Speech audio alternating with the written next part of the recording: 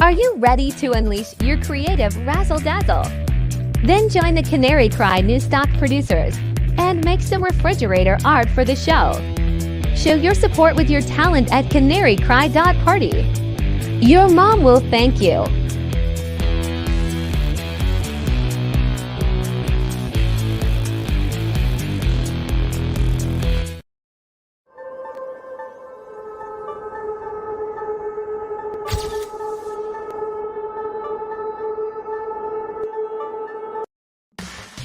Razzle Dazzle, it's Body by Basil, the new exciting fitness craze that will get you Canary Cry swole in no time at all.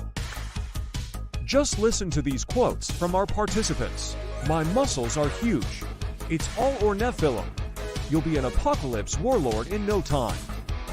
Don't wait. Order today and save 33% for just 4 easy payments of only $33.33. You too can have the body of a googly eye VR headset wearing Nephilim warlord. A new, raw deconstruction of news and analysis. Introducing Canary Cry New Stalk, the new intense fragrance made specifically for thinking outside the cage. From your favorite podcasters, Basil and Goms.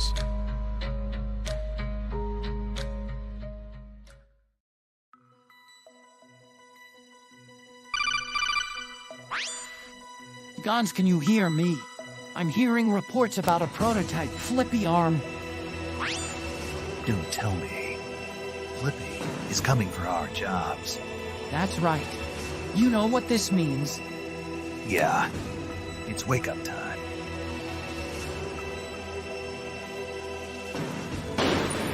Think outside the cage.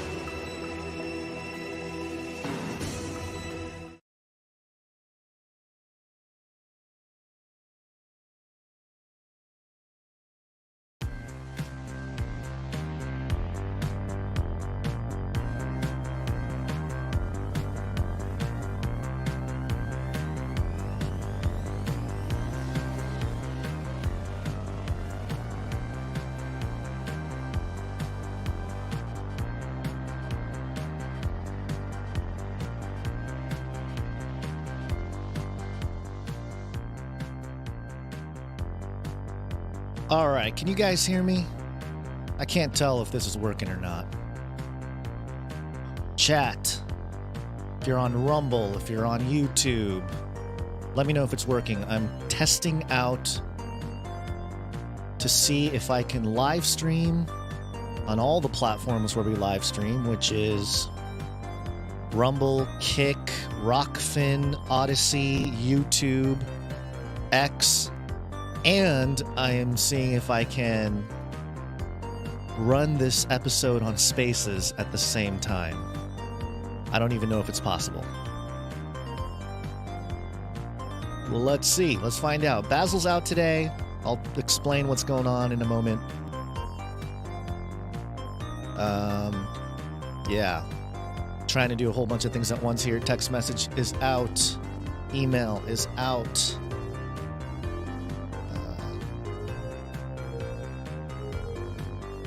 Posting this real quick on X, just posting the link to the Spaces. There's a lot of things to manage. So a Spaces and a regular feed. You want to watch the video's going. And let's see. Yeah, okay, so thank you for being here. We'll get the show started in just a minute here. And glad you're able to make it. Hope everyone's having a fantastic Wednesday.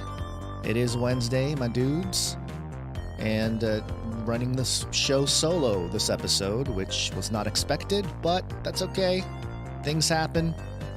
People have places to be, like Basil, my co-host. And in fact, if you're in Twitter Spaces, I see a couple of you in there. If you're in the Spaces, go ahead, click that bubble on the bottom right, and tag at Basil_Rosewater.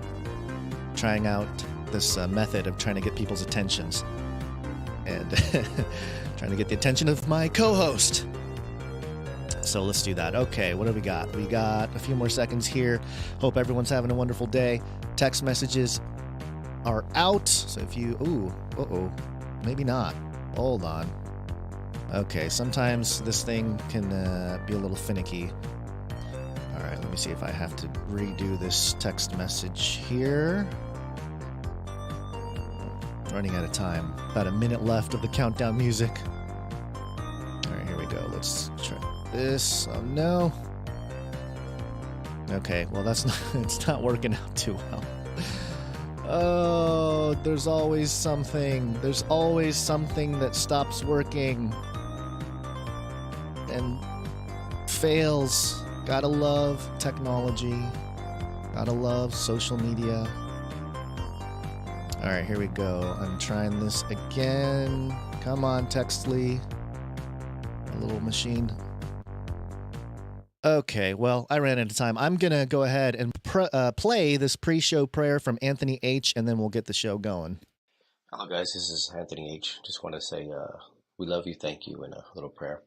Oh, Father, we thank you. Lord, we come to you humbly in Jesus' name. And thank you, Father, again, Lord, for getting us through and always helping us to be strong, Father. Thank you for Basil and Gons, Lord, and the Canary Cry community and all that they do, Lord. And, just every wonderful thing, Lord, that they've done and all the little effects that it has on all of us, Lord, and, the little ripples as it goes out, Lord, and so again, Lord, blessings for them and their families, Lord, and their households and this ministry, Lord. And again, thank you so much for the producers and everybody who needs prayer, Father. We just thank you so much, Lord, for answering prayers, Lord, and for doing miracles in these days. And, we know that things are tough, Lord, but if you be for us, Father, who can be against us? And so, again, Lord, we thank you for this Canary Cry community, Father, and just blessings for Basil and Gons always. In Jesus' name, amen. Amen. The world is getting crazier.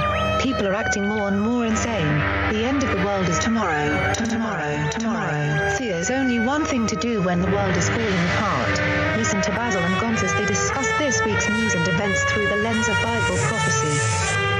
You are listening to Canary Cry News Talk. You're listening to Canary Cry News Talk. It is... What day is it? July 3rd, 2024. Episode number 754. Today, Joe Unstoppable.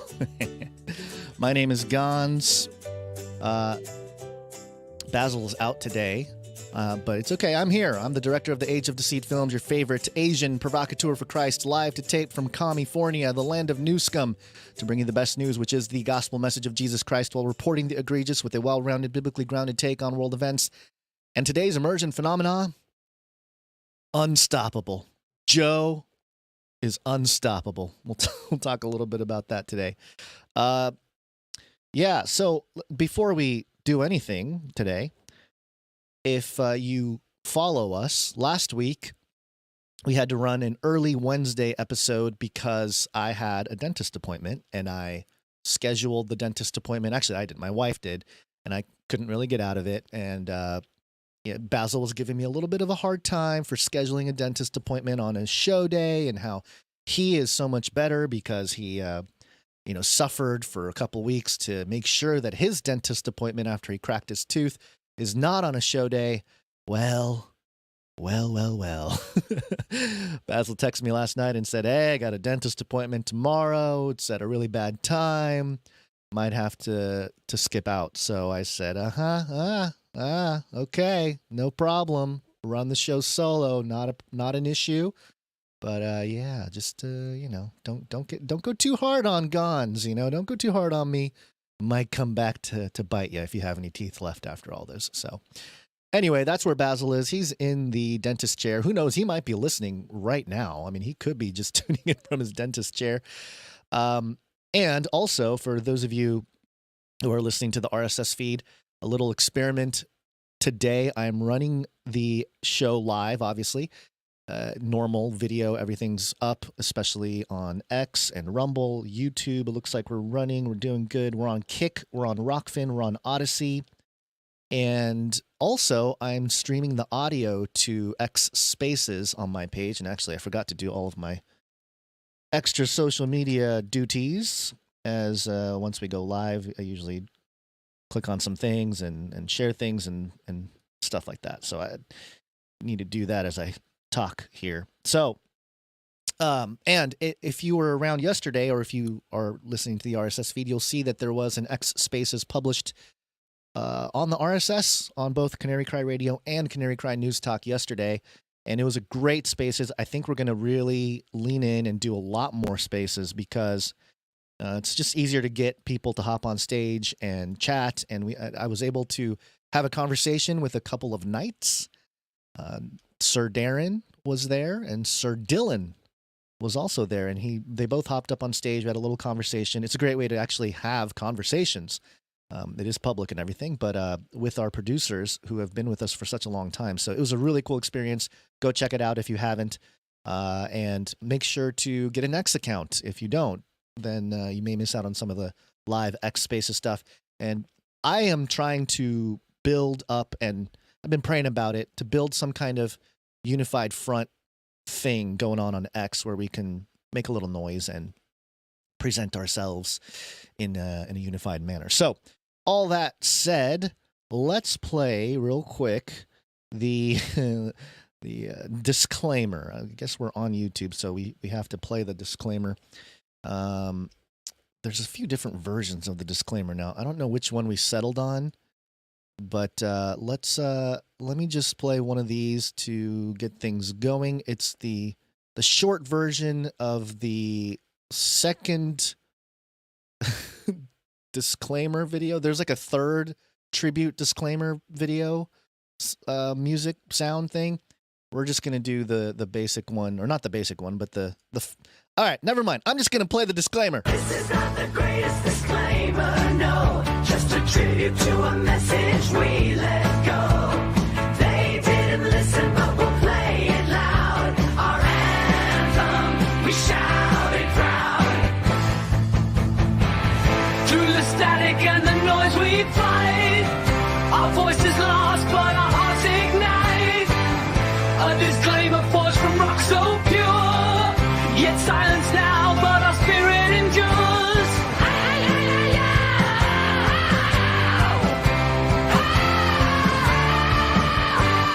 This is not the greatest disclaimer, no. Just a tribute to a message we let go. We're good boys. We're good boys. Yep. No matter how much we try to disclaim ourselves, YouTube will dig back to 300 episodes ago and give us strikes. It's just a matter of time. All right, let's do a quick rundown. A little bit of a shorter episode today, but something pretty cool in the works is this idea that we're going to be publishing things nearly every day of the week. Not every day, but nearly. You'll have content almost every day. We're working on it. Here's a little rundown for today's episode. Oh, look, here's Basil. Let me bring you up to speed. Yeah, this is Gons in for Basil. First up, we're going to talk a little bit about Trump and Epstein.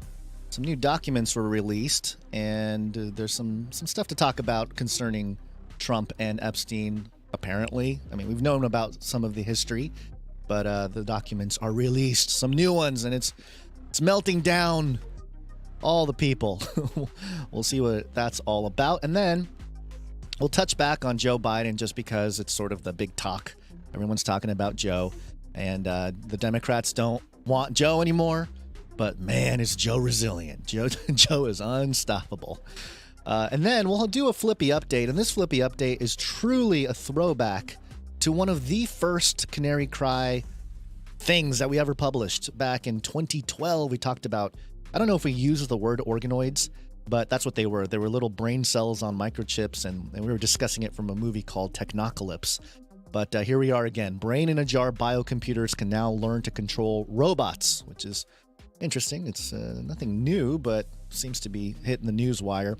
Then we'll discuss briefly about transhumanism and how a new podcast asked if the world is really enchanted or disenchanted. Yeah, very interesting concerning the idea that we've been talking about re-enchantment of the secular world for the last few years. And then how an airplane mechanic named Bennie Roth became the first Jew to set foot on Antarctica. Yeah, okay, that's cool, but there's something about this man that it's a little more nefarious than just like being a Jew. That's not really the problem. We'll talk about that. All right, let's dig in. It's Latin for many. Tick. Now suck your blood. Now suck Politics. your blood. We're going to start off with some Trump news that came out today. We will launch a new age. I am Innocent. Innocent. They're coming after me. And it's concerning some Epstein documents. Epstein didn't kill himself. Yeah, good to play some of these old jingles. Okay, so I am taking this from timesofindia.com because we've discussed over and over again on the show how with thanks to Smith-Mund, the Modernization Act in 2013 and 14, propaganda in a certain way, state propaganda became legalized in America in a certain way, or at least not directly, but they created a very obvious loophole where the American West can't necessarily report certain things, but the state or the government will publish information through foreign outlets like the Times of India, and then the U.S. picks up on that, and Yahoo will mirror it, or New York Times will write an article and they'll say, "Oh, the Times of India said this," or whatever. It's a little sneaky tactic to propagandize state information or state propaganda, and do it in a way that's a little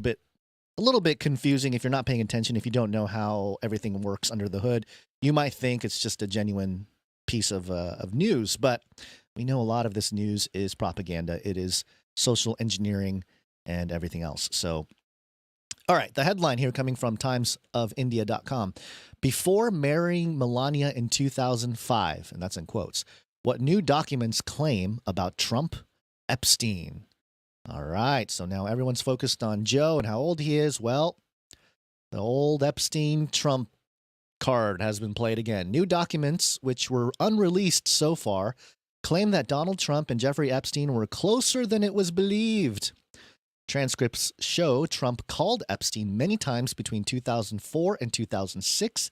The screenshots were sealed in 2008 as part of Alexander Acosta's deal for Jeffrey Epstein and were released on July 1st.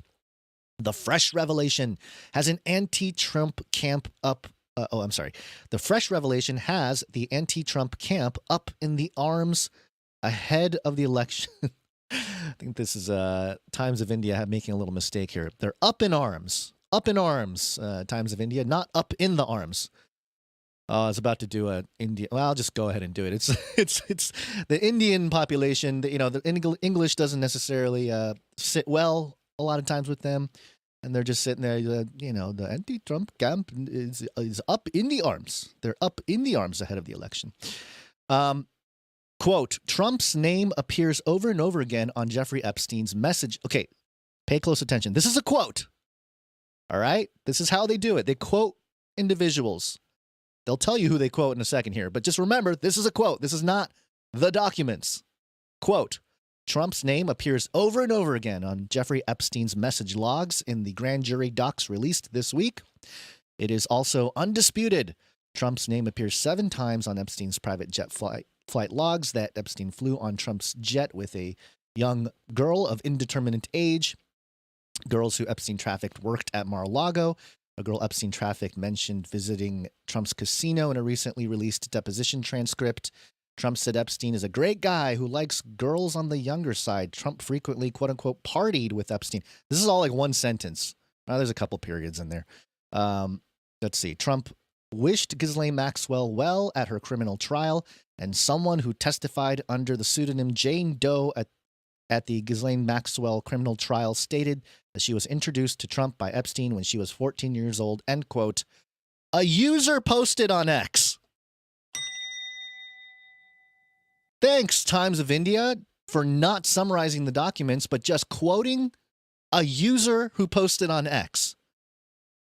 I mean, I'm not even suggesting that this quote or the information is wrong or anything. It's just weird. It's just weird how news outlets, especially foreign news outlets, they just quote random people on X, and it's news. And that's kind of their summary of the given situation. Back to the main article here. As the transcripts went viral on X, a community note claimed Donald Trump and Epstein talked about a piece of real estate in which they both were interested. Citing a report of the Washington Post, it said they fell out over the issue. And yes, they have another embedded tweet from Malia PR Media, sort of documenting some of these things. Again, some of this is old news. So again, the witch hunt is on. We know this, but just to raise the level of chaos in both directions, I think we are seeing the election stuff ramp up even more here. I think we'll really see it kick off when we get to about 90 days out of the elections, and then with each week, each day, it's just going to get crazier. Okay, now Times of India is trying to give their little bullet points here. What are the new revelations? One, according to reports, the Trump phone messages now released were in the file marked triangle, which was code for the Epstein case. Okay, interesting. Triangle, huh? Illuminati confirmed. Before marrying Melania in 2005, Trump was calling Jeffrey Epstein on the regular in 2004. Excuse me. Okay, yeah, all right. Trump was calling Jeffrey Epstein. Number 3, the newly revealed messages are reportedly in between girls calling to confirm massage appointments. All right. Not great. We know Trump, was he was like a billionaire mogul guy, and I think he was not married at the time. I don't know. I mean, these are okay, fine, like whatever. I'm not saying, I'm not endorsing. I'm just saying some of this stuff we already know. The transcripts reveal that Florida prosecutors were aware of Epstein's sexual transgression 2 years before they cut a plea deal. Number 5, the transcripts show that the grand jury heard testimony that Epstein, who was then in his 40s, had raped teenage girls as young as 14, yada, yada, yada. We know about all this stuff. This is all Epstein stuff, not Trump. 6, another teenager told detectives that she was 17 years old when she was approached by a friend who said she could make $200 by providing a massage at Epstein's home. End of article. So Times of India is providing a quote from an ex-user and some bullet points with things that are less than, I don't know, groundbreaking. These are things that have been fairly known. So this is why I believe this is part of the, maybe this was Joe Biden's camp trying to, get the heat off of him a little bit. Let the Democrats start focusing on something else, because right now all the Democrats are eating their own, trying to take Joe down from their own ship right now. So we'll see what comes of this. I would argue not much. I don't know that it would really, it affirms, it's interesting because it affirms if you're on the left of the aisle and you're anti-Trump, this is just more fuel to add to the anti-Trump stuff. If you're more in the middle and you've been somebody who's, I don't know, critical of Trump, but not necessarily like a left liberal type person, then this would, again, be another example of why men like Trump are not to be trusted. And look, he's a politician. All politicians, to a degree, should not be trusted. And those are things that are pretty basic from my perspective, the perspective of people that hang out here. So, and then on the right, I don't know that this changes any minds, to be honest. This might stir some people to go a little more middle, or at least go off of Trump in some regard. Maybe, I don't know. But I think we need to see and hear more details, and we need more analysis of the actual documents that were released to really know what was going on. And it seems like a political play to me. At this point, everything related to Trump and documents released and all this kind of stuff, it's all political. We know that. So again, I don't know that this sways anybody too much. Maybe if you're a really, really hard anti-vaxxer and you were turned off by Trump's warp speed thing, which I thought he was pretty sneaky in the debate, because the way he framed it was, because it was, it was a debate with Joe. The way Trump framed the vaccine issue was, was, I think it was something to the effect of people didn't like the mandates. It wasn't that people are against the vaccines. I mean, he didn't say that, but he was sort of reframing the whole thing as, look, the people didn't like the mandates. That's what people were against, which is true. It's not an untrue statement, but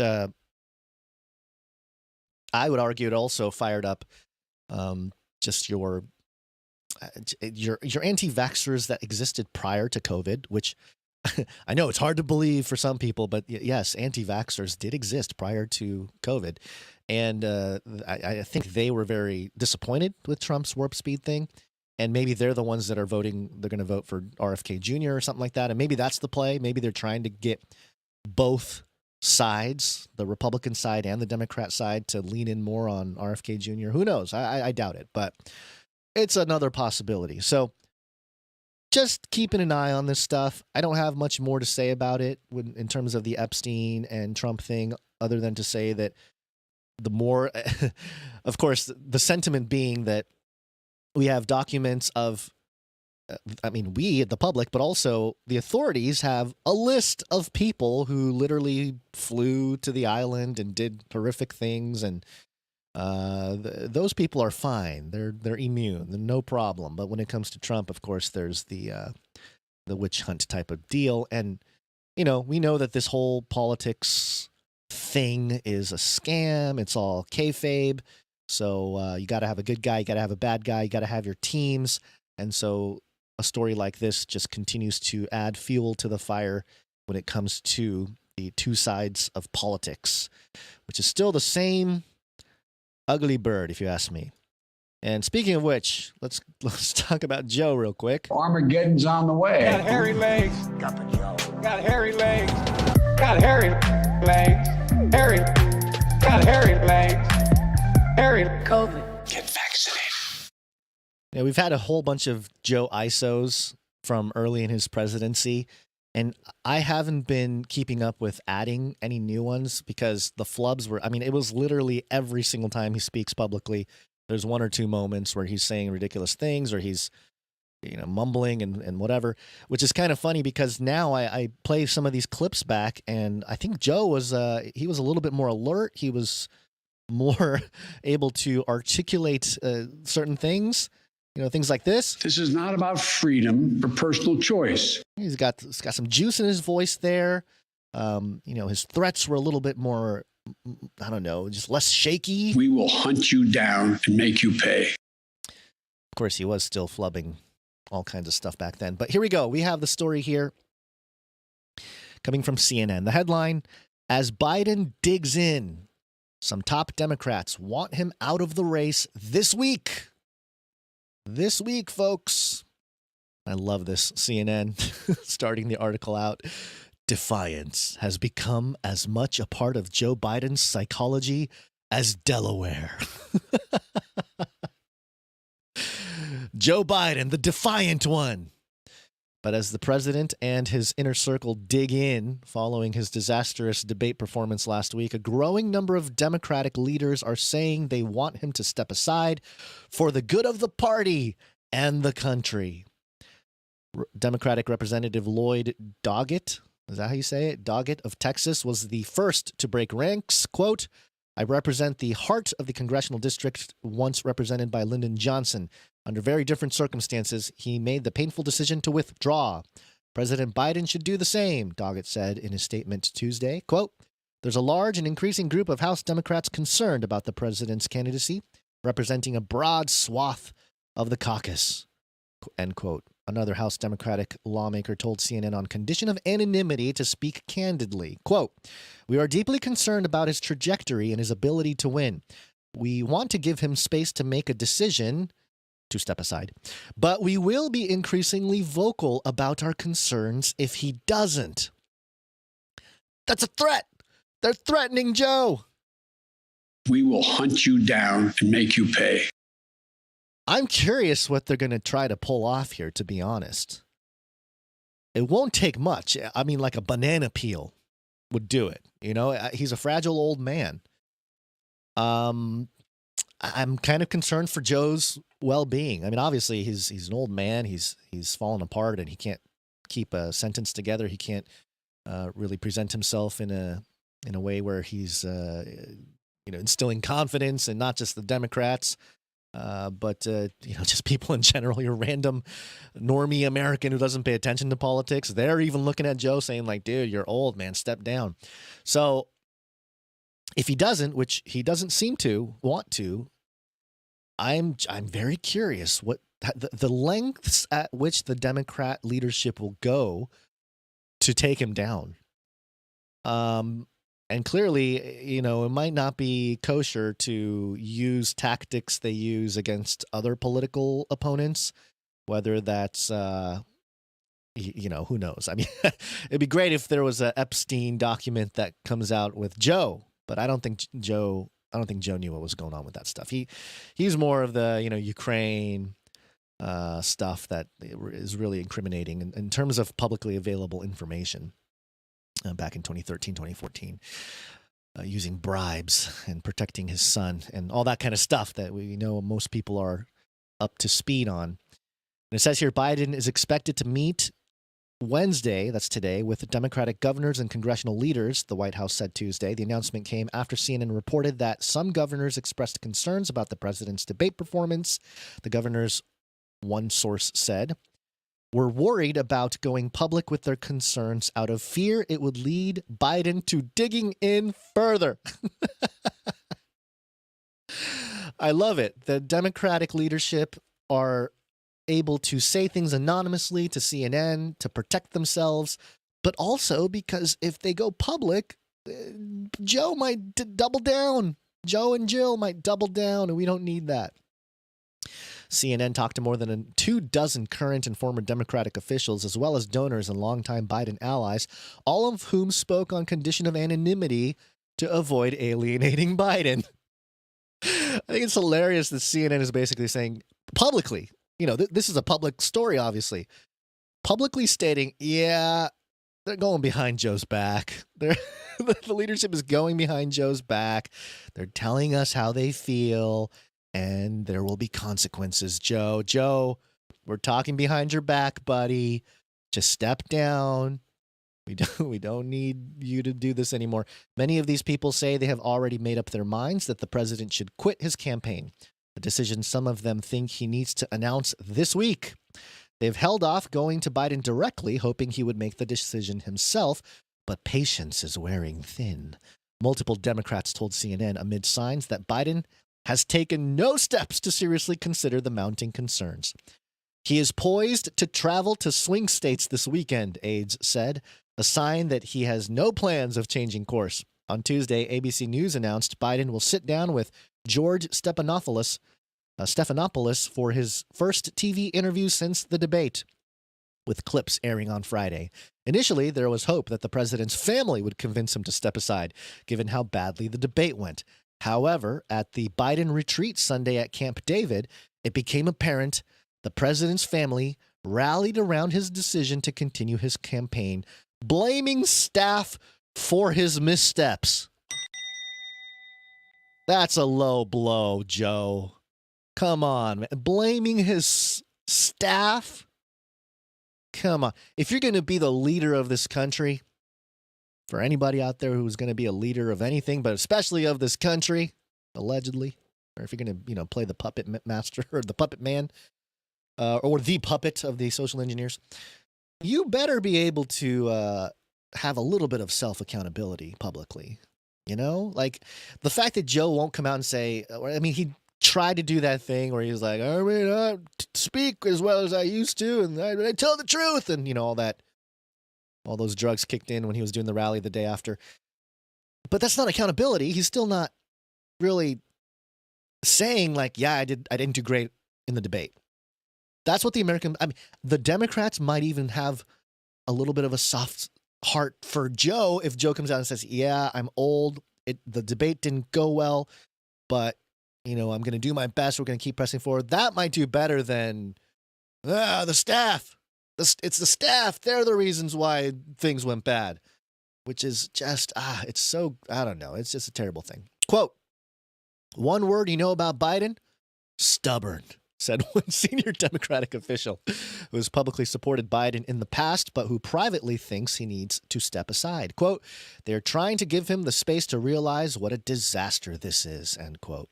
And while the Biden campaign has insisted the debate was just a bad night for the 81-year-old president, the Democrats who want him to step aside say it was not a one-off incident that can be fixed. Quote, it's not like Obama being rusty for a debate, said a senior Democratic official, referring to former President Barack Obama's lackluster performance in his first debate against Republican opponent Mitt Romney in 2012.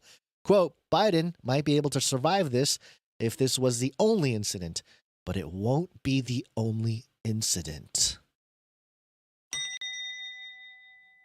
said a senior Capitol Hill Democratic official. What does he know? That sounds, it's almost like an underhanded threat.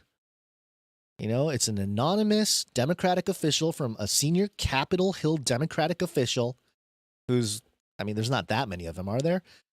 He's, you know, for the sake of anonymity, he's not named, but he is quoted in CNN that, you know, he might be able to survive the elections if this was his only incident, which I don't know what he's paying attention to. Joe's had the entire Joe public address, his PR has been one giant incident, from tripping on sandbags to forgetting where he is to mumbling to wandering around to who knows what happened to his, you know, his undergarments. I mean, it's just one big incident. So I don't know what he's been watching, but the fact that he's like, if it was one thing, it'd be, but it won't be the only incident.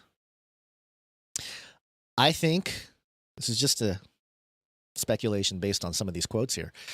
But if Joe doesn't step down, I think there's already people who think that Joe is set up with this debate to look old, to look like it was like part of the Democrat strategy to let him fail, you know, as part of the Trump strategy, just let Joe talk. He'll sort of do his, you know, fumble his own self and everybody will be convinced that he's too old. If that is true, and I wouldn't be surprised if I lean heavily towards yes, it's true that the Democratic Party used this opportunity with the debate to show the frailty of Joe Biden and try to get the country, or at least the Democrat crowd, to support the idea of Joe step down. We need somebody else in. But the senior Capitol Hill Democratic official saying, but it won't be the only incident, leads me to believe that they're planning something should Joe make it to the next debate. Or whatever, you know, sort of public address he makes, whether it's a speech or rally or whatever it might be. It won't be the only incident. I don't know. It just didn't sit right with me. The article goes on, and there's a few quotes from people that are named. We got Nancy Pelosi. She spoke up. Nancy Pelosi called on Biden to participate in multiple interviews with journalists in the aftermath of his debate performance. The California Democrat who emphasized it is Biden's decision about whether to step aside said she has heard, quote, mixed responses to the debate from donors and others in her Democratic network. Ooh, she's it's the network. Quote, I think it's a legitimate question to say, is this an episode or is this a condition? End quote, Pelosi said, referring to Biden's debate performance. Again, these people, have they not been paying attention? She quickly added that this was a legitimate question for former President Donald Trump as well, citing his repeated lies during the debate. Of course, they go back to the lies, even though Joe spit out several lies himself, which, again, man, there's so many. This op worked so well for so many different reasons. It's very well crafted because it allowed for the replace Joe agenda to move forward in full force from the left and Democrat side. And then you're able to distract from anything Joe said that was a lie or wrong or something like that, because who cares? Nobody cares. He's an old man. He didn't know what he was doing. He did nothing. So he's immune to all the mistakes or, you know, untruths that he spoke while he was debating Trump. So yeah, you get to kill two birds with one stone in that regard. So there you go. And then the decision hands the former president a significant legal win and, quote, makes Trump even more dangerous. Oh, he's talking. Oh, I skipped the thing. This is about the Supreme Court ruling on Monday.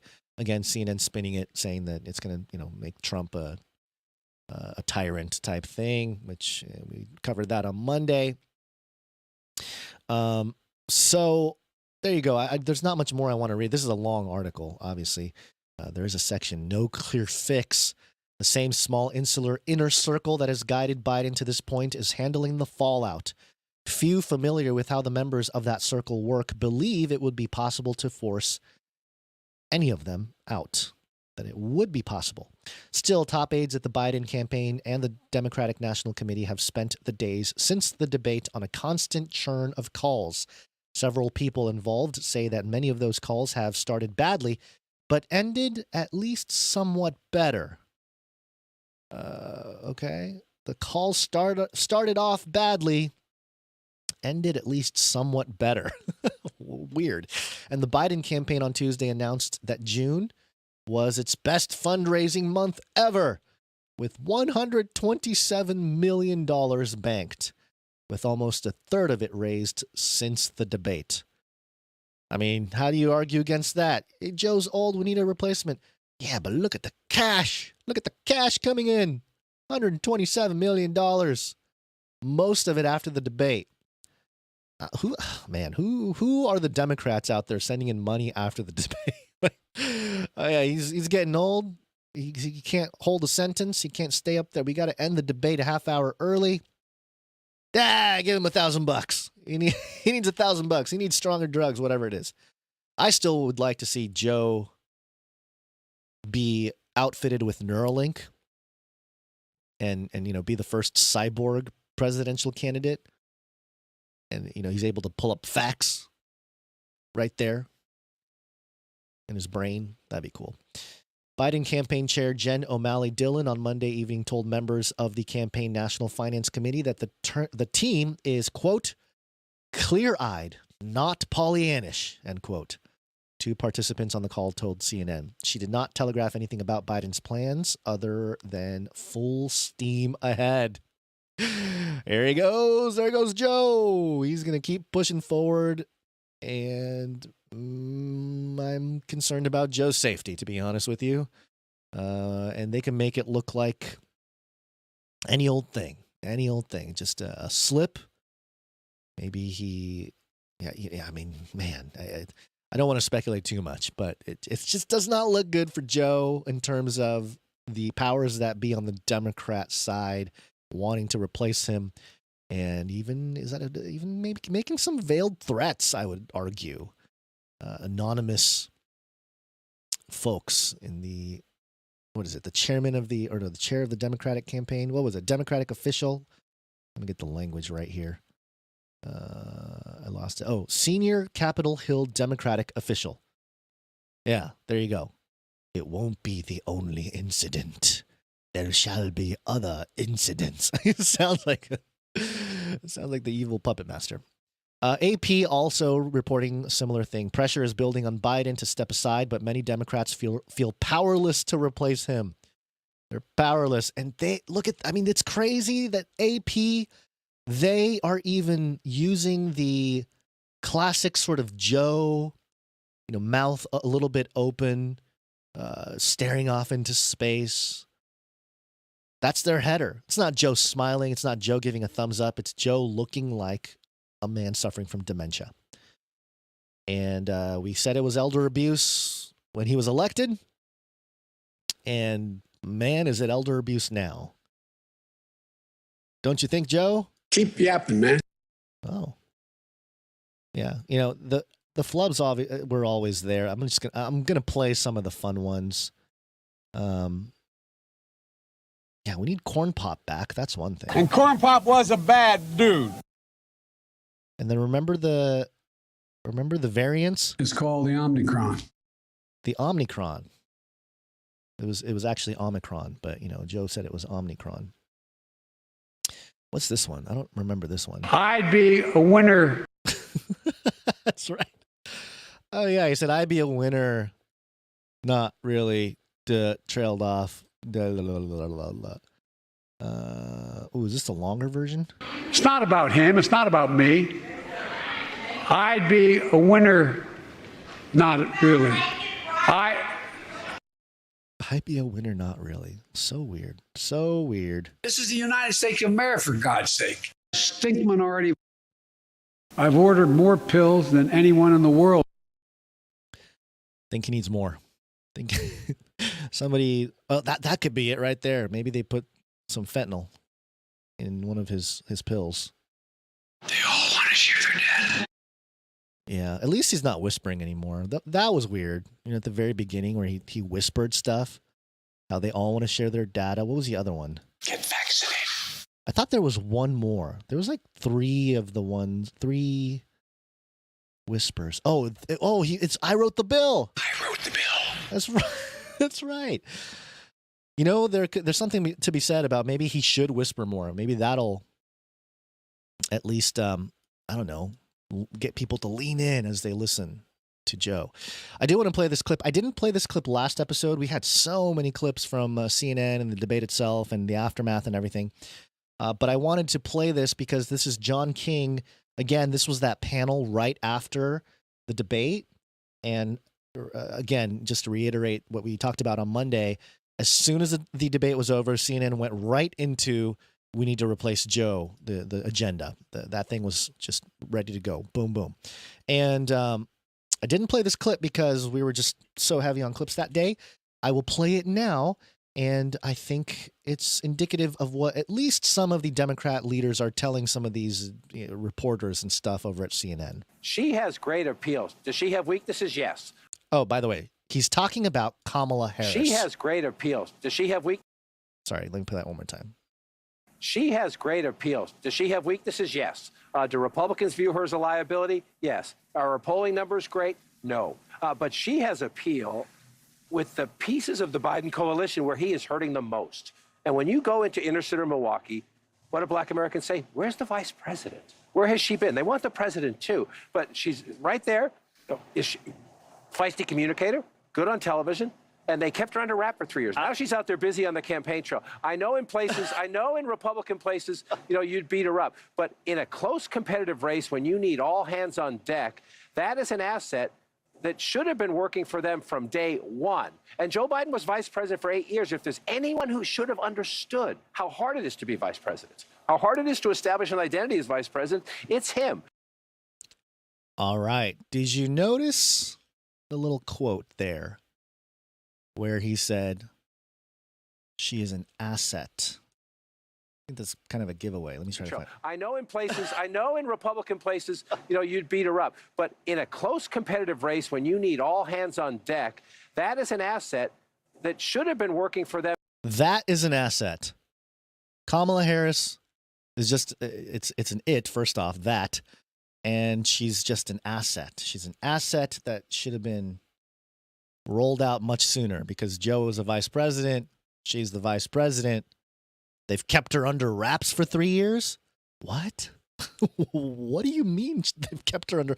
I mean, yeah, we didn't see much of Kamala. I think our Kamala Harris jingle is "Where in the World is Kamala?" So yeah, and that's the weird thing, all these left-leaning CNN anchors and stuff, they're all kind of repeating old Republican right-wing talking points now as a way to try to get Joe out. Man, it's weird. It's very weird. Let me see. Let me try to find this Kamala jingle. Here it is. We should. Oh, that's the eugenics. Hold on. All kidding aside, of course, President Harris. We got to take this stuff seriously, as seriously as you are, because you have been forced to have to take it seriously. President Harris.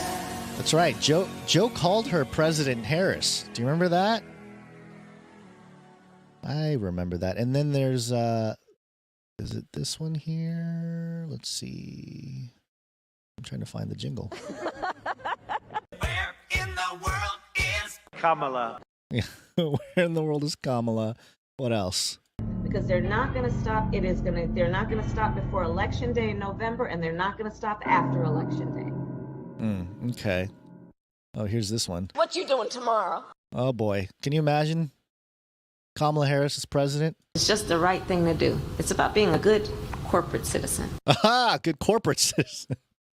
That's right. You're just an asset, Kamala. The CNN anchor said so.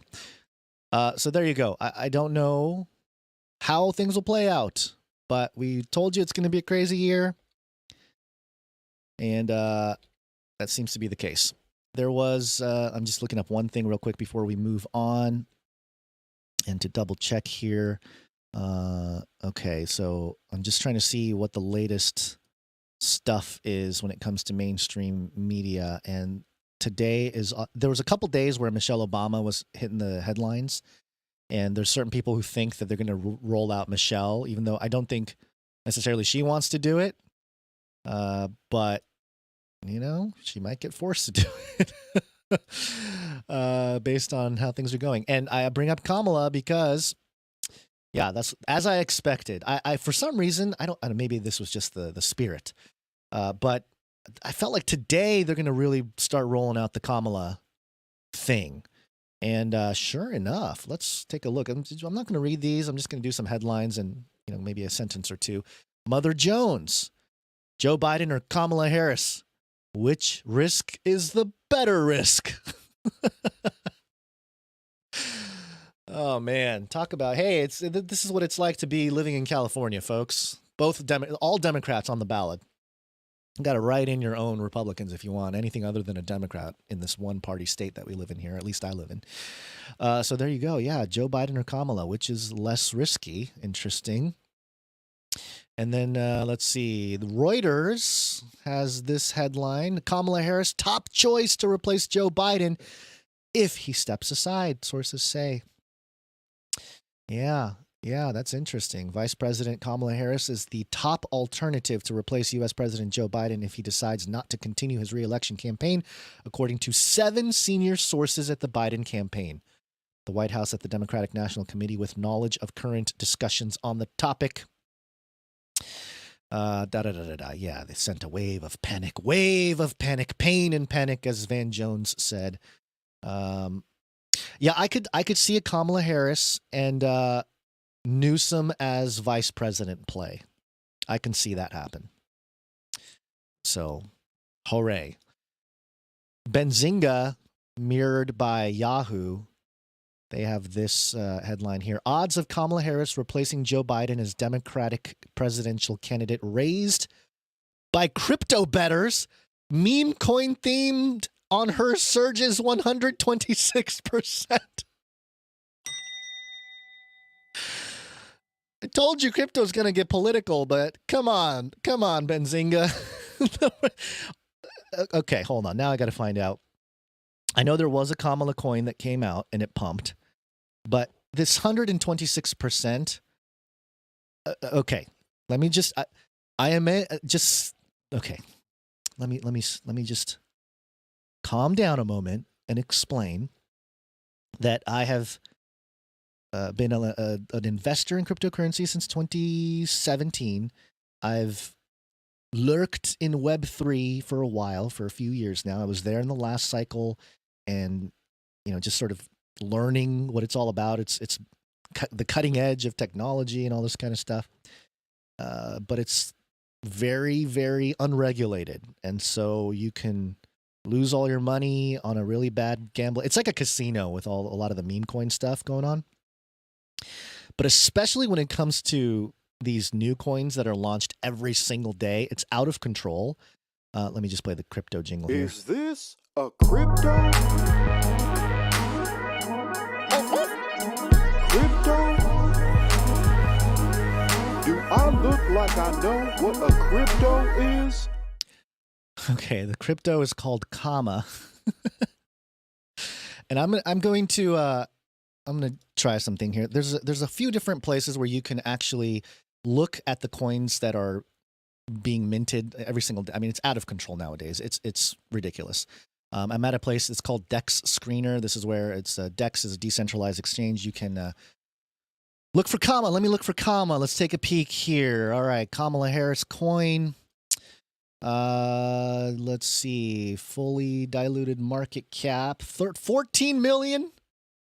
That's pretty good. Pretty good. Let me see. Let's look at the chart here. Let's take a peek. Yeah, this thing's pumping, man. This thing is pumping. So what happens a lot of times with meme culture, meme coin culture, is something will happen and immediately somebody will make a coin based on it. And, you know, the idea is to buy in as early as possible and sell. I'm not going to be touching this one, obviously. It's the time to buy was like yesterday when it was, you know, much, much lower. And let's see how many. And the cool thing about this is part of the interesting thing about blockchains as well. Everything's transparent, so you can see it. You can see who the top traders are. Let's take a peek. All right, this person, the number one trader, bought, let's see, about $4,800 of Kama token and sold for $197,000. There you go. Somebody made $190,000 off of this coin already in less than 24 hours. Another person bought $7,000 and made $189,000.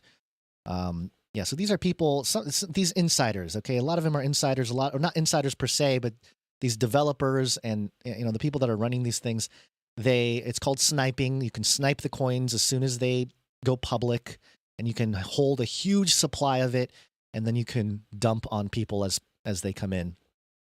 And you can see the addresses here. It looks like the same address, or at least the same beginning addresses. A lot of these are bots and stuff. But yeah, look at all these people who've made a killing on this coin already. This coin has been out for what? Less than 24 hours. It came out last night, or when did it come out? Let me see. Oh, this coin's old. Oh, okay. Okay, let me see. This is an old coin. All right. Let's see. This coin came out in March of this year. All right. Okay, so it's going parabolic, folks. The Kamala coin is making people rich. I don't recommend anybody buy it, but yeah, there you go. This is kind of the beauty of cryptocurrencies. It's fun. And Politify tokens, it's a new thing. Political finance tokens. It's a new breed of how, I guess, we do money and coins and memes and financializing culture and all that kind of stuff. But it's just an indicator. Just consider an indicator of what what the world or what the society is feeling when it comes to this stuff. Think of it as an emotional indicator, the price action of these coins. So there you go. Benzinga and Yahoo talking about Kama coin. Hey, it surged 126%. Yay. And then let's see, this Washington Post headline here. Democrats begin to consider Harris as the top of their ticket. So there you go. Maybe Kamala has been quiet all along, and they're about to unleash the Kamala. Oh man! And actually, I think, given the election is fair, which we know it's not. We know there's a lot of hanky-panky that goes down.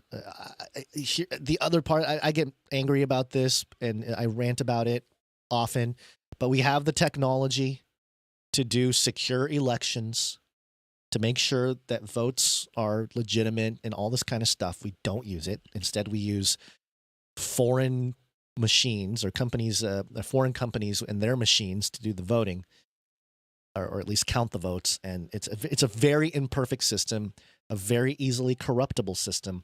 I would argue California is ground zero for that. Gavin Newsom got into office on some really sus circumstances. It was very similar to when Joe won the elections in 2020, because, Trump was winning and then everyone went to sleep. And then the next morning, all of a sudden, Joe had that spike, right? Joe had that pump.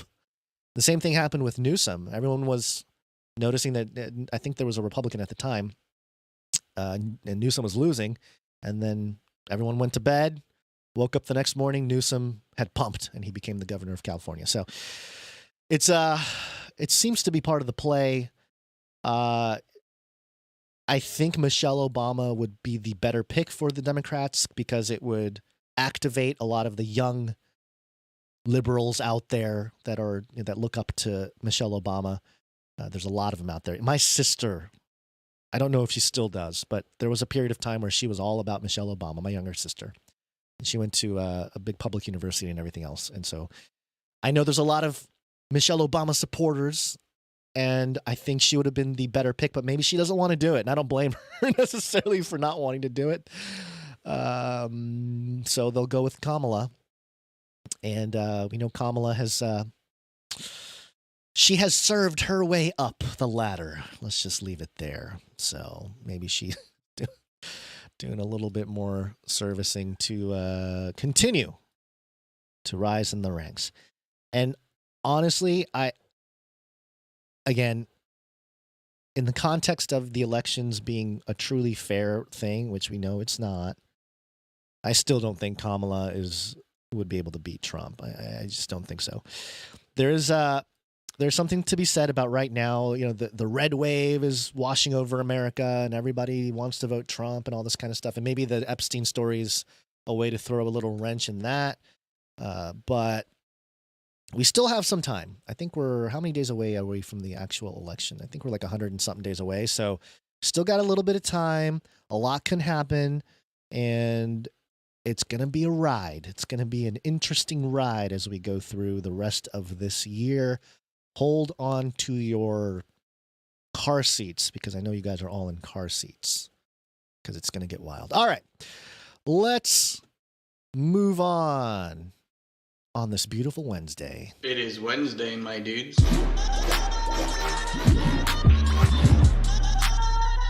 Wednesday. Hey guys, know what day it is? It's Wednesday. Time for Canary Cry News Talk. Yeehaw!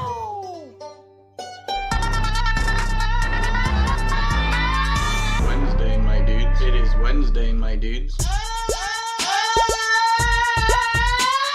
It is Wednesday, my dude. Really? I think that was Joe. I think that Joe was screaming. Yep, it's Wednesday. We're here again. Basil's out. Can't do nothing about that. Maybe he's listening.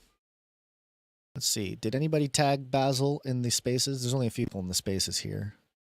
I wish there was a way to do that in the regular chat, but oh, there you go. Yeah, Sir Dylan's on it. Thank you, Sir Dylan. Appreciate you doing that. And we'll see. We'll see if I think Basil might still be in the dentist chair. Well, it's been a couple hours since his appointment. They must be really adding some grills to his teeth or something like that.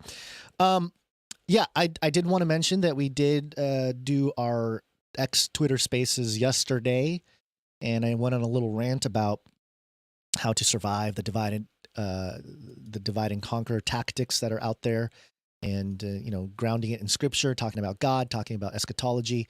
And we're going to do more of that, because it was really cool to actually be able to speak to the producers and Knights, particularly Sir Darren, Knight of the Hungry Pandas, and Sir Dylan, Knight of the Wailing Avian. They both hopped up on stage, and it's really cool to be able to converse with them after so many years of producing the show.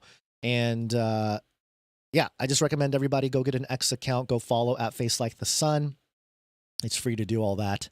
Go follow at Basil_Rosewater. Go follow at Canary Cry Radio. Turn on notifications for all three of us, or all three accounts, I guess. The Canary Cry account is a joint account. But do that, and we'll do more spaces. We'll probably have more guests and do guest speaking and stuff that way, or guest interviews that way. And we'll try to publish something. I was chatting with Basil, and we're talking about how between us, and I know, we're big fans of No Agenda and John and Adam over there. And they publish 2 episodes a week on Thursday and Sunday. And I was just brainstorming with Basil. Hey, the way we're moving right now, we can literally publish a piece of content every other day that No Agenda doesn't publish. So Monday we have a Canary Cry News Talk. Usually those are the long episodes where we, cover things from the weekend and everything else. And then Tuesdays, we'll do the spaces. Wednesdays, we'll do another Canary Cry News Talk, maybe a little bit shorter. Thursdays are the days that we don't have anything right now. And then Friday, Basil's Bunker. And then Saturday, we don't have anything. But if we can fill up our content, or no, Thursday's No Agenda. That's right. Thursday's No Agenda. So you got your Thursday No Agenda, you got your Friday Basil's Bunker, and then Saturday, maybe Sabbath. Maybe we take the day off or something. But it's just something we thought about. Like, hey, we can really make it so we're publishing and pumping out content daily. And not that we don't have anything to do with No Agenda other than we are big fans and we support them. And we were inspired by them and learn from them in terms of the value for value model. So we recommend everybody go check out that show because they've been doing it for a long time and they do a great job breaking down news media, and they have some good takes that have rung true over the years, very similar to ours. They don't necessarily bring the biblical angle that we do, but that's okay. It's part of the difference between us and No Agenda.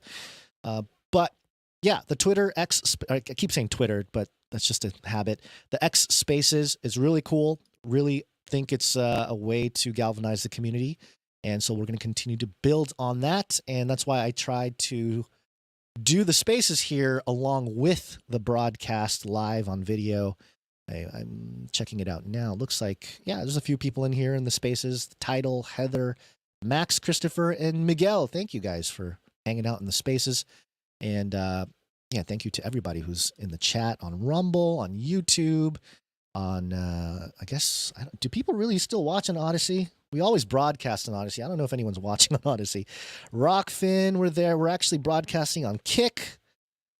I don't know how many people watch us on Kick either, but yeah, we just try to be available everywhere because we know the censorship is strong. We know some of the social engineers don't like us talking about certain things and whatnot. So there you go. Okay. I am going to spend this time. Usually we thank our executive producers, and we will definitely continue to do that, but we will skip on the executive producers and financial producers today, thanking them publicly anyway, because no Basil, and I don't want to mess up any of the accounting going on in the back end.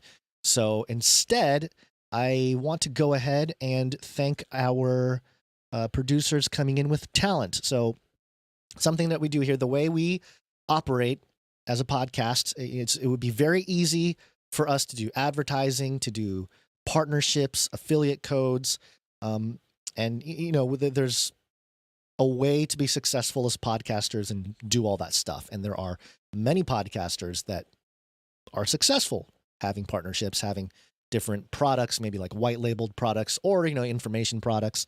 And we just decided not to go that route. And it was based on the fact that we speak our minds, Basil and I, and many people who are either guests or, decide to hop up in spaces or something like that.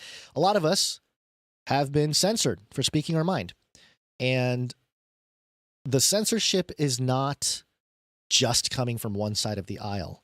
It is the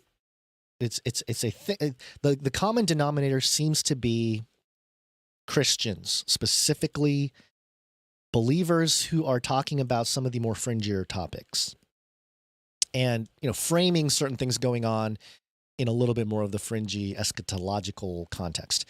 And I know I got severely hit with that during COVID. And, part of it, I think at this point, what I'm about to mention, I was pretty bitter. I was kind of bitter about the whole situation.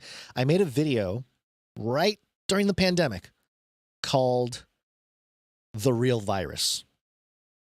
And it wasn't about COVID. It was about sin. And YouTube took that thing down immediately. I mean, I don't think I had 10 minutes after I uploaded that and hit publish. It was gone. And they said it was medical misinformation. I was like, I talked about sin. I'm not even really talking about the pandemic and the virus and COVID and all that. I probably mentioned it, but I was talking about sin. And YouTube's like, nope, can't do it. Can't have the title, the real virus or whatever it was.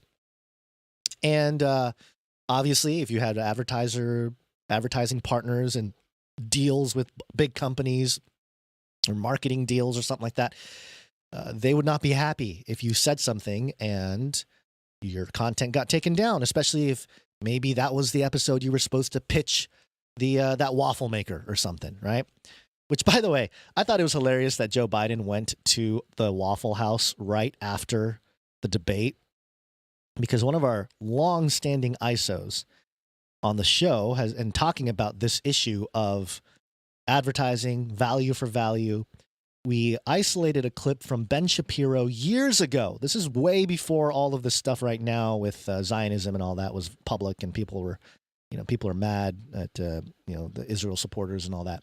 Well before that, this is sort of in the heyday of Ben Shapiro rising to power, rising to prominence during the conservative uprising, so to speak, in the last decade. We isolated this clip. Now, I'm going to play the whole 10 seconds, and then I'll play the ISO. It's Ben Shapiro talking about Joe Biden's policy or something like that, and then he goes and he pivots right into his ad. As we will see, there are some questions to be brought about just how much of a friend to democracy and freedom of the press Joe Biden is. And meanwhile, the media continue to craft that narrative in just 1 second. First, let us talk about the fact that everybody loves waffles. Everybody loves waffles. Everybody loves waffles. That's all I can think of when I saw Joe at the Waffle House. Is Ben Shapiro pitching the waffle maker while Joe sort of happily ordered waffles. It was Joe and Jill at that Waffle House right after the debate. So anyway, I'm trying to pull up a picture of it just because it was, it's a funny moment. American history, folks. Everybody loves waffles. Ordering waffles late night after debate, where where Jill was so proud. He answered all the questions. And here's Ben Shapiro. Everybody loves waffles. Okay, so anyway, back to the value for value thing. We do it the way we do because we just want to say whatever we want to say, whatever's on our mind. We want to share the gospel. We want to just have our opinions and not be censored and not feel like, oh, no, I can't say that because, YouTube will take us down or our advertising partners won't be happy or whatever the case may be. It's not the way to create content, at least in my opinion. I know many people who played the game. There were some YouTubers that I remember watching that kept their channels, and they were up there and they're talking and they were like, the thing, wink, wink, the thing that everyone's talking about, right? The thing, and then the jab, that we're not supposed to talk about, and they kept their channels. And I'm like, man, come on, let's just say what we need to say. Free speech, folks. Of course, I didn't bring this article to the show, but people were sharing it around, that op-ed from the New York Times. I think I just lost the article here. Where's my history? It was a story about, or an opinion piece on Joe Biden, or the whole, presidency thing, or the First Amendment, actually. I'm sorry. It was about the First Amendment. I'm trying to just pull up the headline. I'm sorry. Give me a second here. Let's find it. Come on, New York Times. Give me the article. Here we go. There's the article. It's from New York Times. I got to do the paywall thing. And the headline is Opinion, the First Amendment is out of control. The First Amendment is out of control, folks. Oh, no. It's gone haywire. So that's the New York Times. So again, I don't want to participate in any of that nonsense. So that's why we go value for value. And to summarize value for value, if you are new to the idea. Value for value. We take no money from corporations, commies, or cartels. We're supported by people who get value out of the show. If you listen to this show for a few weeks or a few years even, there's people who have been mooching off of us for a long time. Basically, getting the content for free and not providing any value back. But that's okay. That's okay. We have producers. We call them producers because they are producing the show, and they do so with their time, talent, and treasure. And time being, volunteering to do timestamps or some kind of back end thing, documenting things, making clips. There's all kinds of ways to help us out in the back room. And then with talent, which is something I'll talk about or, present our talent producers in a second here. That's if you can make music, jingles. It's people who are helping us build more content, helping build the culture behind the community here at Canary Cry. And of course, with your treasure, those are people coming in with their money and their hard-earned money and blessing us and the show and the listeners who listen for free. You are all being blessed as well by the producers who support the show financially So it's a really cool system, and it's something that I think is the way moving forward. It's the way content creators like us have to operate if we are going to be free of any kind of opinions that are forced upon us to, basically sell the attention of our audience and get out a message that may not be something that we believe in for a few bucks. Okay, so that's just a principle thing. We're not going to operate on that system, the legacy system. We're going to operate on value for value. And so again, thank you to all the financial producers, the producers coming in with your treasure, whether it be a monthly thing, which the monthly people really keep the lights on around here, or if it's a one-time supporter, all the executive producers, all the knights, all the dames, all the barons. If you're part of the supply drop group, those are people who support monthly for $33.33, and they receive a little package every quarter that has all kinds of cool swag in it. Oh, by the way, I think it was Sir Dylan posted a photo of himself wearing one of our latest T-shirt council shirts. Let me try to pull it up and show it to those of you who are watching.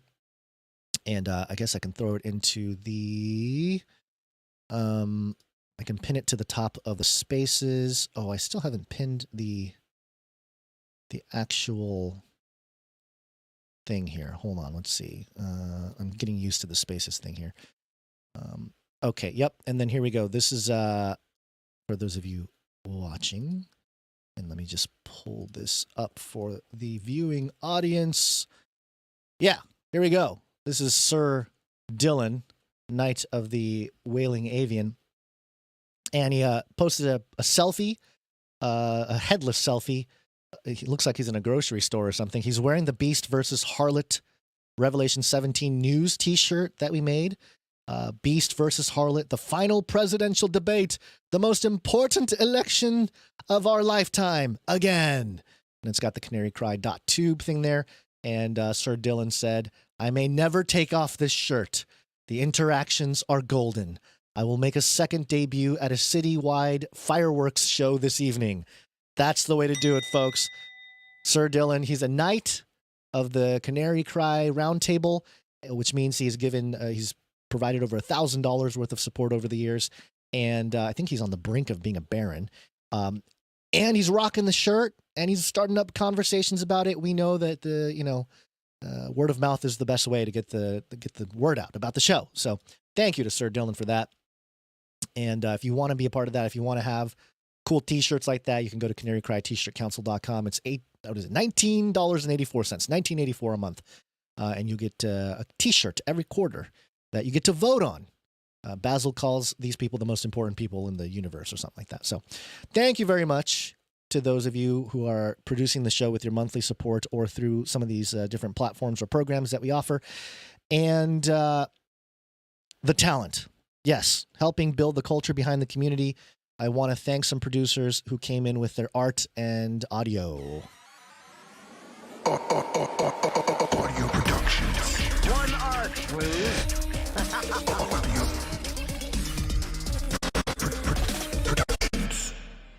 Okay, let's see what we got here. We got a couple of memes coming in. I'm going to start by thanking... Who am I thanking first? Marty K. Marty K.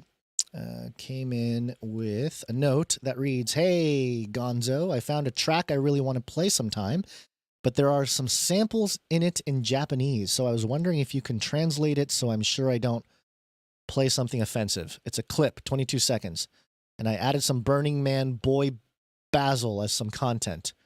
The track is Takatuka and Gelek Shiko. All right, am I going to get a copyright strike for that? Actually, I don't care. We don't care about the copyright strikes. I don't care about the copyright strikes as much. Where is it? I thought I had this ready and queued up, but apparently I do not. Oh, I did. Is this the...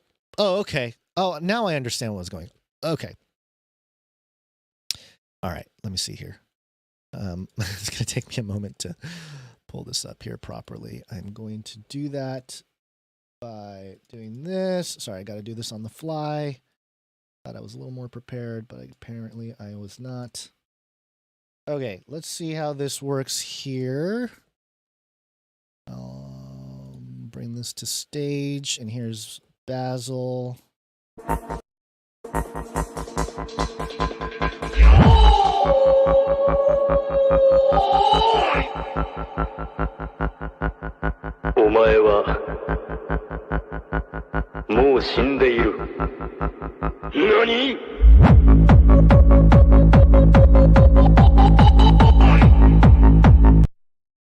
Okay, all right. Thanks, Marty K. Yes, that was Japanese. And I believe the statement was, you are already dead. Yeah, you're already dead. Nani is what? So you are already dead. And then what? That's what that was, Sir Marty K. You're welcome, buddy.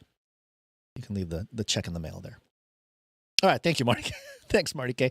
And for those of you watching, that was Basil reminiscing about Carmen. It was like I guess a 80s, 90s Christian music guy. I don't know anything about it, but he got really pumped about it one time, started dancing in his googly eye outfit, and it's become it's one of those classic moments. We have a lot of moments on this show that people immortalize with all kinds of fun clips and things, and that was one of them. Basil dancing to Carmen has become sort of a meme within the Canary Cry community, and he's he's people are adding to it now, creating more layers of content on top of it. So appreciate that, Sir Marty K.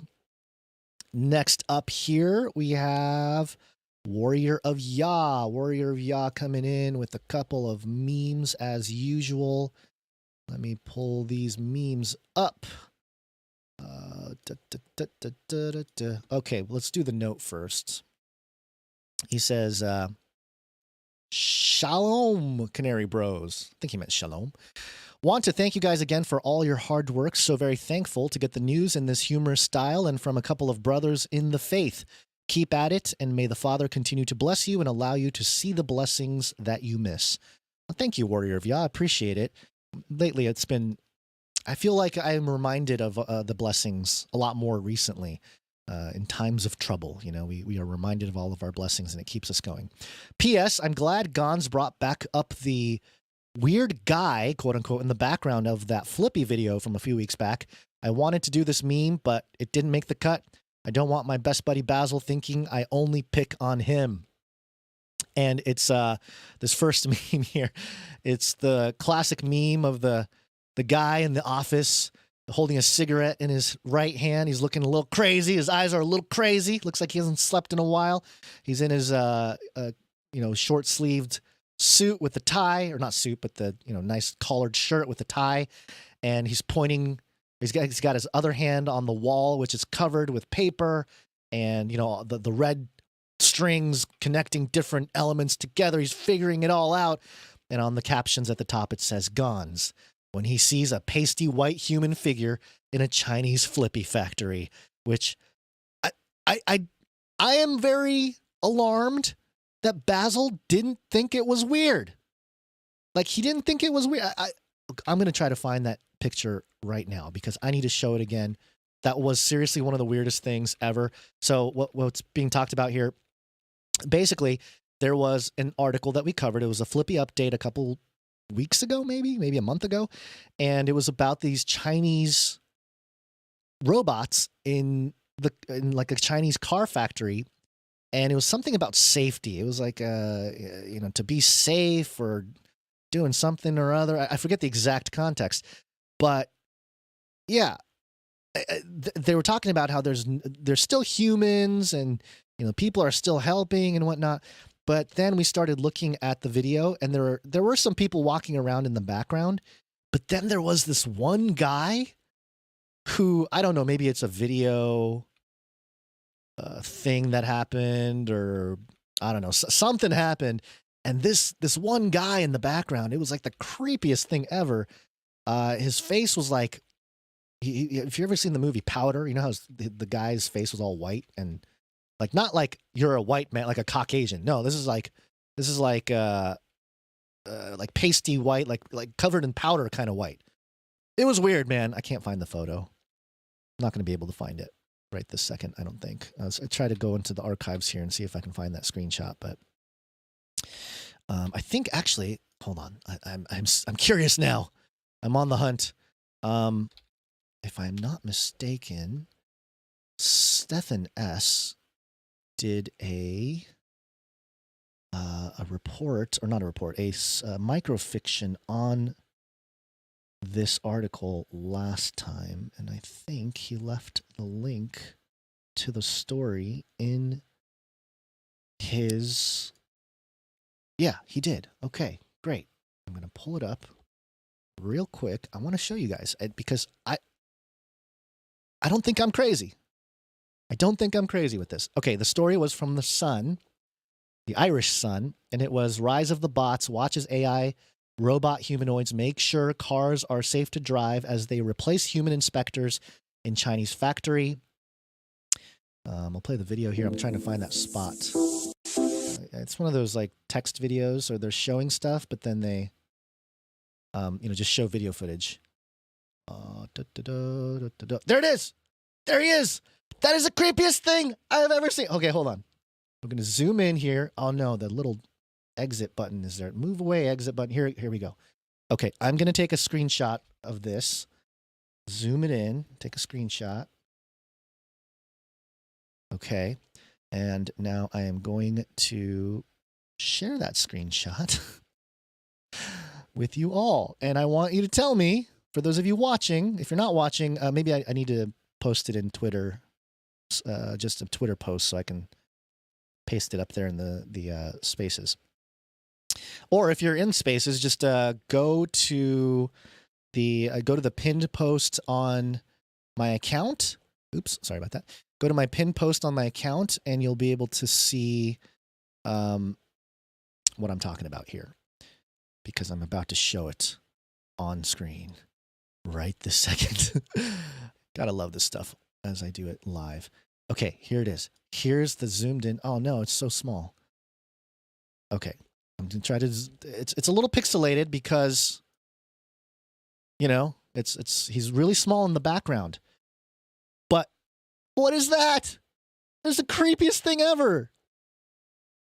It's a humanoid face, and it's completely like snow white. It is pure white. I don't know what they said. They're getting rid of humans. Did they get rid of all humans to the point where it's even the humans that are walking around are robots or something? I mean, it's a weird piece of footage, folks. And it's a real brief moment. It's the actual footage itself. It's showing the cars, like in the factory. And this guy just pokes his head around, and he's only caught on tape for like a split second in the background. And so I don't know. Was he wearing a mask? Like what's the deal? It's so weird, man. It's so weird. Anyway. Yeah, so that's where the meme comes from. The meme comes from this. That I was freaking out about this weird guy that pokes his head around the corner from this Chinese factory. And that's why the meme says Gons when he sees a pasty white human figure in a Chinese Flippy factory. All right, so just so people understand the context. There we go. The other meme coming from Warrior of Yah. It's the classic two-celled meme where you have a top and a bottom. And the top you have it's a cartoon of a guy, or a figure, I guess, a person. I don't know what to call these people. It's just like a cartoon individual, and he's sort of reaching out with both hands, reaching out to a bubble, and the caption on the person says, "This man from Scranton," and then the bubble says that he's reaching for, it says 4 more years, right? Because Joe, he's trying to get 4 more years. And then the next cell below it has the creepy, I don't even know what it is. It's like a pink monster or something, wrapping his hands uncomfortably around the person who is trying to reach for that bubble. And that creepy little entity says Democrats. So very accurate depiction of what's going on. Joe is looking for 4 more years, and the Democrats are stepping in saying, nope, no, not going to happen. We need Kamala in there. we need cackling Kamala to lead the country and the Democrat Party. So there you go. Those are a couple memes. Thank you very much, Warrior of Yah, for your contributions. Let's see. Do I have any more pieces of content from our producers today? I think that's it. Okay, that's it. Appreciate it. We do have a microfiction. I'm going to save it for Monday. Thank you, Stefan S. It's better with 2 people, with Basil doing that. So look for that. Again, thank you to all the financial supporters. We will properly thank you with the correct stuff, all the labels, the correct streaks, and all of that on Monday's episode. And so stay tuned for that. We appreciate you. And you can learn more. You can go to canarycry.support. Canarycry.support. And let's do a Flippy update. I think I'm ready for a Flippy update. Here we go. Flippy update. Do you want fries with that? All right, let's talk about Flippy. Flippy is the name of robots. Oh no, I don't have the tagline. Somebody in the chat, are you fast enough to type the actual tagline? Let's see. I forget what the thing. Okay, so it's Flippy is the colloquial name we use, I'm totally butchering it. Deep breath. We use talking about Flippy to explore all the ways the robots are taking over the world and how there's nothing we can do about it. Oh, they flirt with our spouses. They teach our children. Oh my gosh, I'm completely butchering the Flippy tagline, but that's okay. That's what happens when I'm here and Basil is not. This is Basil's segment that we are doing. And with today's Flippy update, we have a story coming from NewAtlas.com, and the headline, Brain in a Jar Biocomputers Can Now Learn to Control Robots. You heard it here first. In 2012, if you were around back then, we had an episode, Canary Cry Radio, episode 3. It was titled Technocalypse and Obamacare Eugenics. It was published on March 29th of 2012. And we talked about the movie Technocalypse, which showed these little brain cells on top of microchips. And it was the first time I was like, whoa, they really are trying to connect tissue and like matter, like physical flesh with the machines, with the computers. And over the years, the topic of organoids became a thing. We've covered organoids multiple times on Canary Cry News Talk over the years. But now it looks like it's really hitting the news wire here. It says, living brain cells wired into organoid-on-a-chip biocomputers can now learn to drive robots, thanks to an open-source intelligent interaction system called MetaBOC or MetaBOC. Everything's meta. This remarkable project aims to rehome human brain cells in artificial bodies. They make it sound so nice, you know? They want to rehome human brain cells into artificial intelligence. Rehome brain cells. Rehome. You know, the Bible talks about how your bodies are a temple. You know, take care of it. It's important to clean up the inside as much as it is to keep the outside clean. I guess that was a cup that Jesus was using in that parable. But considering our bodies as temples in that context, it's almost like a vessel for the soul, right? It's very interesting that these scientists are starting to use similar types of context and language. You know, the remarkable project aims to rehome human brain cells in artificial bodies. You know, so the artificial body becomes the new home for your brain.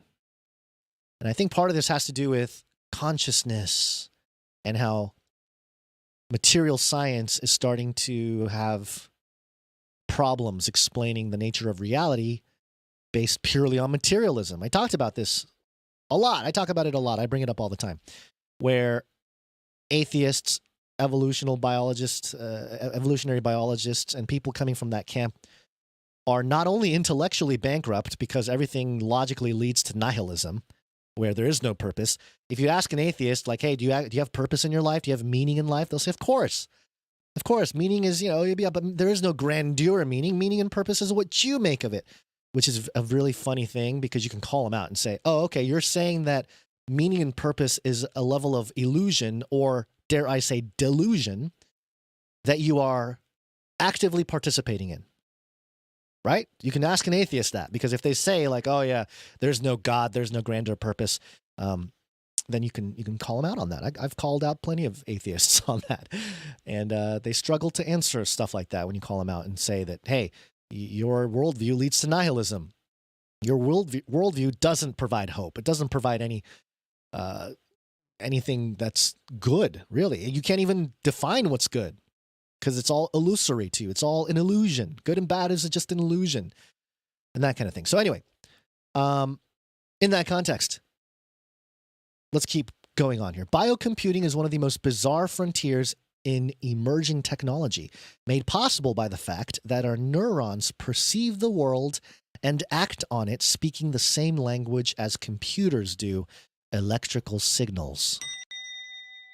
Human brain cells grown in large numbers onto silicon chips can receive electrical signals from a computer, try to make sense of them, and talk back.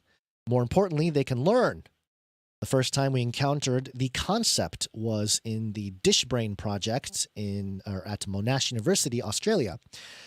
In what must have felt like a Dr. Frankenstein moment, researchers grew about 800,000 brain cells onto a chip, put it into a simulated environment, and watched this horrific cyborg abomination learn to play Pong within about 5 minutes. The project was quickly funded by the Australian military and spun out into a company called Cortical Labs. When we interviewed Cortical Labs' chief scientific officer, Brett Kagan, he told us that even at an early stage, human neurons' enhanced biocomputers appear to learn much faster using much less power than today's AI machine learning chips, while demonstrating, quote, more intuition, insight, and creativity, end quote. Our brains, after all, consume just a tiny 20 watts to run nature's most powerful neck-top computers. Boy, I hope that doesn't become a thing. You know, hey, this guy's got a good head on his shoulders. What are you, from 2010? It's not how we talk about our heads anymore. Hey, that guy's got a good neck-top computer. That's how we'll be talking about our heads and brains. Quote, we've done tests against reinforcement learning, Kagan told us, and we find that in terms of how quickly the number of samples the system has to see before it starts to show meaningful learning, it's chalk and cheese. The biological systems, even as basic and janky as they are right now, are still outperforming the best deep learning algorithms that people have generated. That's pretty wild. So these biocomputers, which are basically computers running with brain cells, interfaced with the microchips, they're running better than the current systems we have. Since we've covered similar projects at Indiana University where researchers let the brain cells self-organize into a three-dimensional, ball-shaped, brain-aware organoid before poking electrodes into them, the Swiss startup Final Spark, which has started using dopamine as a reward mechanism for its neuro-platform biocomputing chips. I think we reported on that as well, that they were using actual dopamine to get these little neuro robots to I don't know, have positive reinforcement. I mean, if they're doing this at the robotics level here, can you imagine how much data and how much they've figured out messing with our brains through social media and everything? Makes sense. If this is the first time you've heard about this brain-on-chip stuff, do pick your jaw off the floor and read a few of those links. This is absolutely staggering work, and now Chinese researchers say they're taking it to the next level. Oh, the Chinese always taking it to the next level. No, the Chinese are just publicizing what Black Ops science labs have been doing for years. The Meta BOC, brain on chip. Oh, BOC stands for brain on chip. Okay, so Meta brain on chip project brings together researchers from Tianjin University. I think that's the same place where all that CRISPR stuff is going on. Haihei Laboratory of Brain-Computer Interface and Human-Computer Integration with other teams from Southern University of Science and Technology. We spoke to one of the people that we interviewed a man who worked in China helping the reverse engineering of the brain in the 80s, I think maybe early 90s. His name is Dr. Hugo de Garis. And he wrote a book called The Art-elect War, which predicts 1 billion people dying this century, based on the fact that some people are going to be all about becoming a cyborg and, you know, becoming a cosmic deity, a god, basically, through technology and science. And then you're going to have your Terrans, who basically are saying, no, we're not going to merge with machine. And this is going to split society, split humanity into different classes. And then a big war is going to break out. That's his prediction. He's not a believer, although he's very friendly to believers. And I think many people have been praying for Dr. Hugo de Garis to be saved for many years. Yeah, look for that interview on Canary Cry Radio. I think that was, I want to say 2013 when we interviewed Dr. Hugo de Garis. So that was 11 years ago. And, you know, so it's been a while. We've been on top of these topics for quite a while. Let me double check real quick. Did I lose my spaces here? Are we not on spaces anymore? Are we still in there? Looks like we're still going. Okay, there's only a couple people in there anyway. Okay.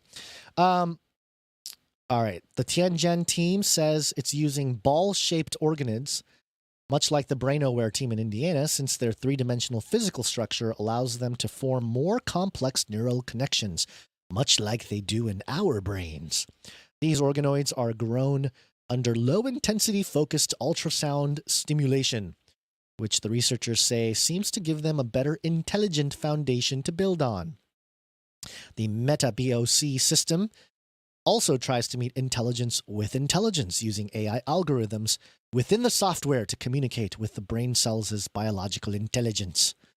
The Tianjin team specifically mentions robotics as an integration target and provides a rather silly image above as if deliberately trying to undermine the credibility of the work. Which piece of image is that? Is that so they have an image here with it's kind of like a map, like a mind map where it has a brain. It's got some Chinese words on there and then some arrows to some brain cells. And then that thing is being changed to a microchip, and it's the whole deal. It's like the sequence of the system there. Because the brain organoid is only able to quote unquote see the world through the electrical signals provided to it, it can theoretically train itself up on how to pilot its mini Gundam.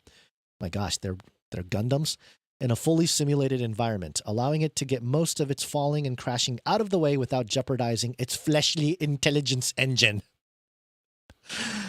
Watch out, folks. Everyone, the principalities and powers, they're coming for your fleshly intelligence engines, otherwise known as your brains. And I love the images here. They have this image of what looks like a humanoid robot, kind of like a Gundam, like it says here, except at the top where the head is, you got the front of the head where it's kind of like a screen and you can show eyes and stuff, but the back of the head of this robot is opened, and sitting in a petri dish as part of his head is this little blob of goo. It looks like a ball of gum or something. And that's let me just let them explain it. Now, to be crystal clear, this is the NewAtlas. Now, to be crystal clear, the fully exposed pink lollipop-style brain organoids in the robot images above are mock-ups. Wah, wah, wah. Demonstration diagrams for future application scenarios rather than brain-controlled prototypes. Perhaps the image below from Cortical Labs is a better representation of what these kinds of brains on chips will look like in the real world. Okay, and in this image, it's a picture of, it's a close-up of a Petri dish. It's got a little, it's a microchip in there. It just looks like a piece of, I don't know, cardboard or something, a little, I don't know, a little plastic piece or something like that. And it's got a little circular container within it. And you can sort of see the goo inside, like the pink goo. But what I find interesting is the perspiration on top. So it's got the, you know, the Petri dish is clear, and then there's like a little microchip thing, and then there's a little container on top of the microchip where the organoid is sitting in, and then there's like a plastic cover or like a little cap on top of that circular part in the middle, and that circular part is fully, it's you know, it's got the full little water bits on there, as if you know, when you're in a car and you start sweating and you get that perspiration on the glass. Same thing happening here. The little brain organoids are alive. They are perspirating. They are they're creating sweat on the inside of the little chip there. Gross. So let's see. Anything else from this article? Blah blah blah. Yeah, we know it's gonna do. Frankly, I can hardly believe what I'm writing. Wow, NewAtlas author journalist here. Not even believing what he's writing. That humanity is starting to take the physical building blocks of its own mind and use them to build cyborg minds capable of intelligently controlling machines. But this is life in 2024, as we accelerate full throttle toward the mysterious technological singularity, the point where AI intelligence surpasses our own and starts developing things even faster than humans can. The point where technological progress, which is already happening at unprecedented speed, accelerates towards a vertical line, and we lose control of it altogether. What a time to be alive! And not as a clump of cells wired to a chip in a dish. Well, as far as we know. So there you go. They're upping their public display of organoid brains on microchips. Once again, I will reiterate and not rant, but reiterate, we are living in not just an age of reenchantment. I mean, it is an age of reenchantment, but doing so, this is the fulfillment of what the alchemists have been trying to do for centuries, create life out of non-life, or in this case, you know, they're borrowing from life. There's that old joke about, you know, competition for Satan to make man. You know, Satan's not impressed with God making man out of dirt. And he says, well, all right, if you're not impressed, why don't you make your own man? Why don't you make your own human? And Satan says, all right, I'll do it. Let's go get some dirt. And God says, got to make your own dirt. Right? So it's kind of what's going on. You know, they're taking God's creation, and it's very explicit in the Bible. Each after their own kind. I think when God said each after their own kind, he did not mean take brain cells, put it in a petri dish, and build a robot that you'll use as a pet that will eventually become your overlords.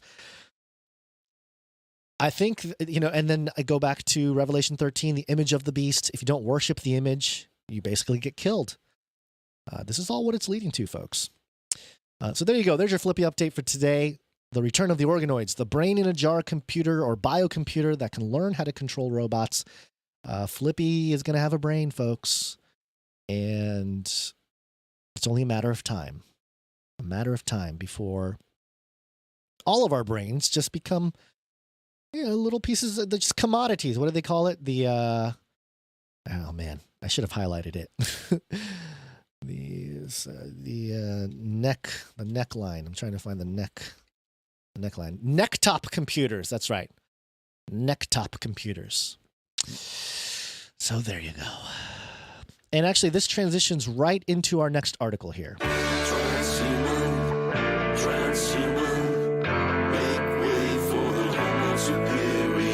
you ready to become cyber? My generation is, hopefully with the advances in science, the first generation to live forever, or the last generation that's going to die. Yep, that's Jared Kushner. He doesn't have a purpose left in life other than to try to beat death. A lot of these billionaires and these moguls and stuff, they've conquered everything. They've conquered the world. They bent their knee to Satan when Satan offered them the world, and now they have the world. Now what? You know, they're going back to Satan's throne. Like, hey, thank you for the control of the human population. Now what? And then Satan's like, now we must defeat death. Just like Jesus did. So anyway, MindMattersAI.com. This article is very interesting. The headline here, new podcast asks, is the world really enchanted or disenchanted? Is the world enchanted or disenchanted? And it says in the subheading here, at Created Souls and the Banquet of Souls, I want to explore the fact that human consciousness is not about to be made obsolete by AI or explained away by neuroscience. And it says in her critically acclaimed and intriguing work, God, Human, Animal, Machine, Doubleday 2021, Megan O'Giblin masterfully reflects on the provocative question of what it means to be human in an age of artificial intelligence. In a history of reflection on the possibility that, in fact, humans might not be all that different from animals, something all too common in modern and contemporary reflections, O'Giblin enters the fray. Unfortunately, she has given up on the age-old religious idea that humans are somehow, quote, uniquely related to God, even images of God as reflected in the great monotheistic religions. In fact, she entertains the live possibility for many that maybe we are not all that different from animals. Rather than seeking to resolve tensions with the older view that humans are uniquely ensouled beings in the natural world, she wrestles with the prospect that given naturalism, there it is, our world does appear to be rather disenchanted, even though science provides possible avenues for re-enchantment. Did you hear this correctly? So they're talking about this book, God, Human, Animal, Machine by Megan O'Giblin. And it's the subheading of that book is Technology, Metaphor, and the Search for Meaning. And apparently this lady Megan argues that given naturalism, we are actually disenchanted, even though science might provide avenues for re-enchantment. At least they're honest about that. These ideas are certainly at the forefront of contemporary social consciousness as questions emerge about our relationship to technology, similar to the ones that moderns were raising when respect to animals that show intelligence. These questions press us for answers. AI as a new religion. O'Giblin certainly isn't the most radical of thinkers regarding the possibilities of artificial intelligence. Within this broader discussion, there are others operating under the auspices of a new religion that seeks to foster the belief that, in fact, we are really not all that different from highly specified intelligent machines, along with our evolved kin in the animal world. Again, it's the very same argument as Richard Dawkins. We are molecules in motion.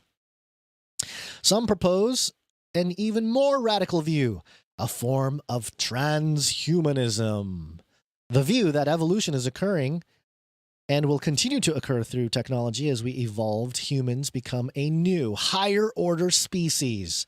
Central to these debates are ideas about what it means to be human, the nature of ultimate reality, and the prospects of a new world governed by advanced machines. In fact, when you read some transhumanists, a new religion is precisely what they have in mind, with a new set of prophets operating under their radicalized utopian science and with ongoing possibilities regarding higher-level consciousness.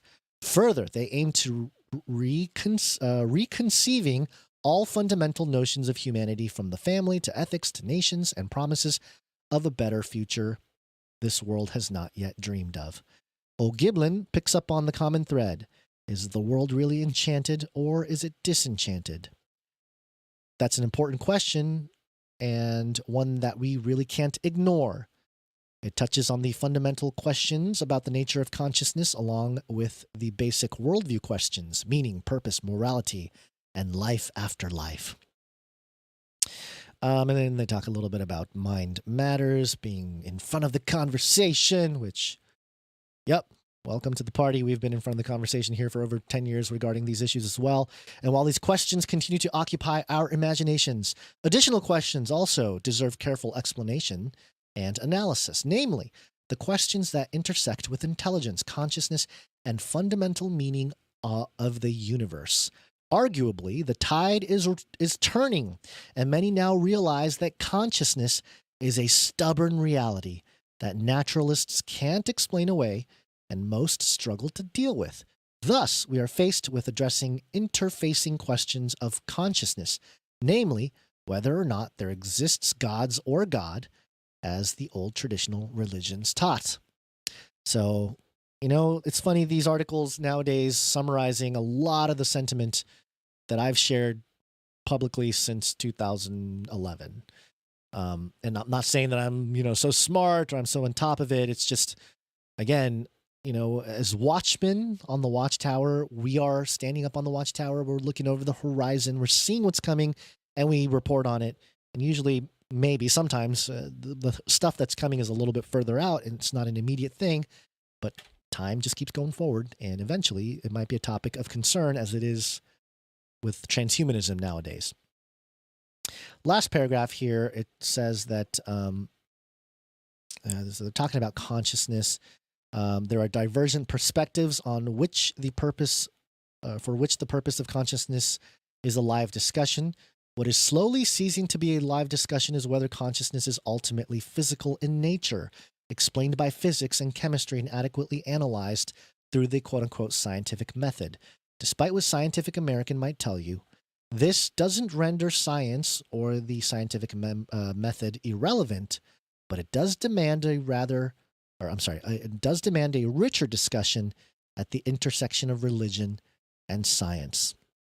And I'm glad people are thinking in this direction, because they noticed the religion of the technocrats, the transhumanists, the post-humans, the folks who, again, like Jared Kushner. My generation is, hopefully with the advances in science, the first generation to live forever, or the last generation that's going to die. That type of mentality doesn't come unless you're dabbling and pouring in funds to research labs and groups that are trying to defeat death, trying to reverse aging, all that kind of stuff. So that's where we're at. And that's why we keep preaching on the show, as it were in the days of Noah, so shall the coming of the Son of Man be, because truly we are living in the days of Noah, where, if you look back, it wasn't just that people were mean to each other. Clearly, there was some kind of genetic tampering that happened, some kind of egregious act on creation, on how God made each after their own kind. And if you look at any relevant extra biblical books like the Book of Enoch or even the Book of Jasher, depending on, you know, how you want to look at that, it's pretty clear that a lot of crazy stuff was going on before the flood. It's where a lot of our mythologies come from all different religions and worldviews around the world. And it makes sense that we're living in a time, once again, where such things are coming to pass, and we may see some very strange things in the future. So stay grounded, folks. Stay grounded in the word. Stay grounded in the truth, and the truth will set you free. It's the narrow path.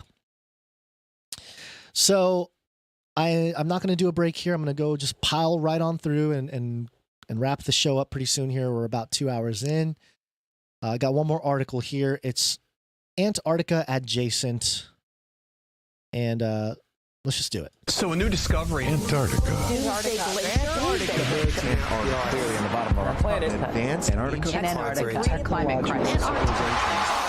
Penguins. Yeah. This story is very interesting. It's coming from forward.com. It's one of those bigger outlets. And the headline is, How an Airplane Mechanic Named Bennie Roth Became the First Jew to Set Foot on Antarctica. Okay. There's a picture here of Commander Byrd, famous explorer. It says here, when Commander Richard Byrd, an aviator, polar explorer, and American hero who had been feted with a ticker tape parade in New York City, was looking for the country's best airplane mechanic to help him become the first man to reach the South Pole by air in 1928. He was quickly settled by Benjamin Bennie Roth, who would soon become the first Jew to step foot on Antarctica. Though a handful of hardy Jews, including the German doctor Emil Bessels of the Polaris and the Michigan-born Edward Israel of the Greely expedition, had made it to the northern regions as part of Arctic expeditions in the 19th century, no member of the tribe had before been a part of any of the expeditions to the south during this so-called, quote, heroic age of Antarctic exploration that lasted from the end of the 19th century into the early 1920s. At 5'3", Roth was the shortest man on the expedition. He was in his late 30s, quiet and unassuming, but also, quote, a typical sergeant, kind of tough and hard-bitten, end quote, according to Byrd's pilot, the Norwegian Bernt Balkren. Born of the Lower East Side of New York on Avenue A, and orphaned at a tender age, Roth had drifted from job to job doing mostly mechanical work until he joined the Army at age 24. Discharged in 1919, he spent a few years as a car mechanic in Brooklyn before rejoining in 1921. An expert in motor construction and repair, with a particular interest in airplanes, Roth rose to the rank of Staff Sergeant in the U.S. Army Air Corps by 1928. During 3 months' furlough after returning from services in the Philippines, he took a temporary job working at the Curtiss Wright airplane plant in New Jersey, which is where he was when he heard Byrd wanted him for his upcoming expedition.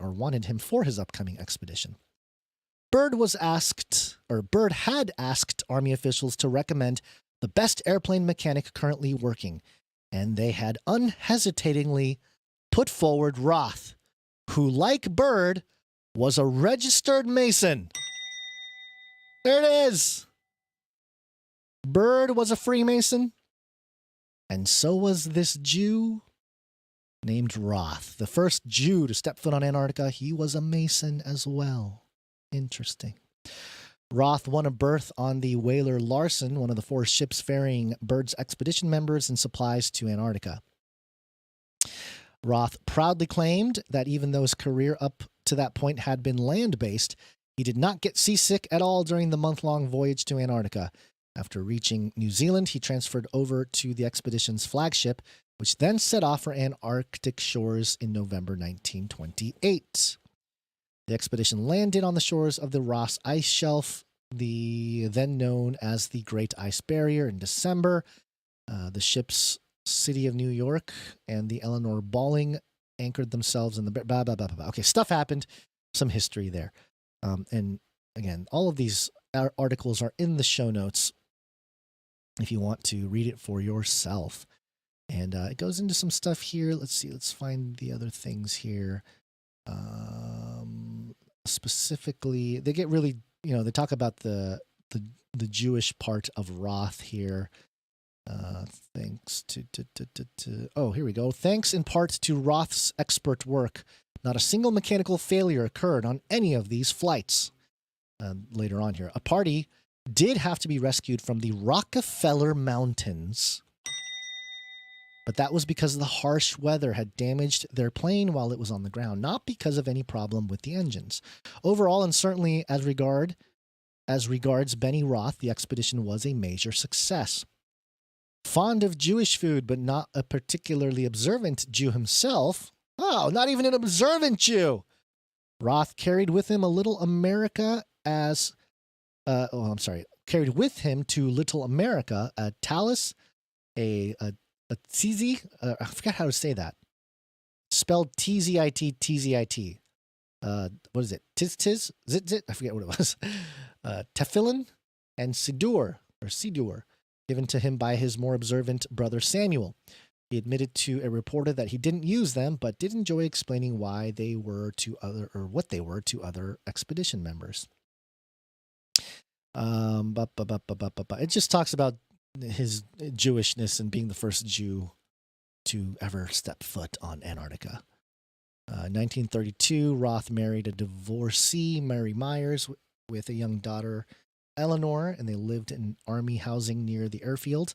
Bird was invited to the wedding and sent Roth a letter of congratulations. The admiral had kept in touch with all of his men, including Roth, providing them letters of recommendation, photo albums of the expedition, and in Roth's case, a specifically autographed photograph of himself for Roth to remember him by.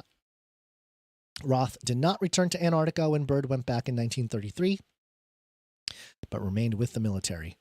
By the time of his death in 1967, he had risen quietly and efficiently to a commissioned rank as captain in the U.S. Air Force.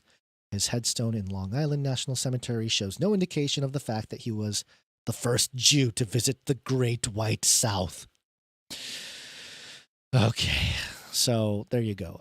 Talk about getting all the wokeness and exporting it to Antarctica.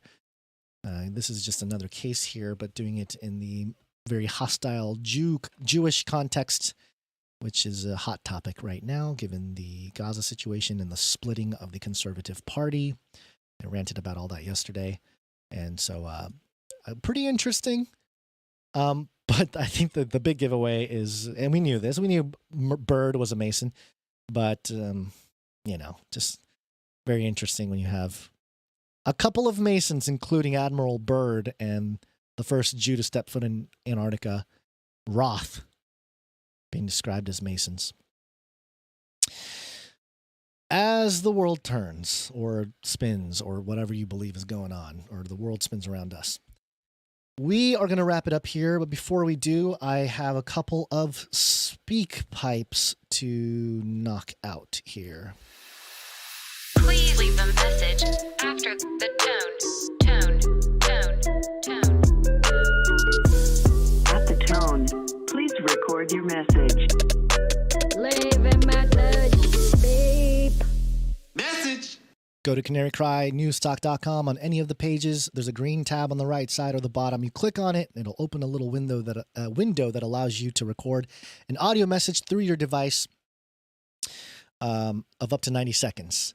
And you can leave all kinds of stuff there. If you want to address the Canarium, you can do so. If it's a private message, please let us know at the top so we don't accidentally play it on air.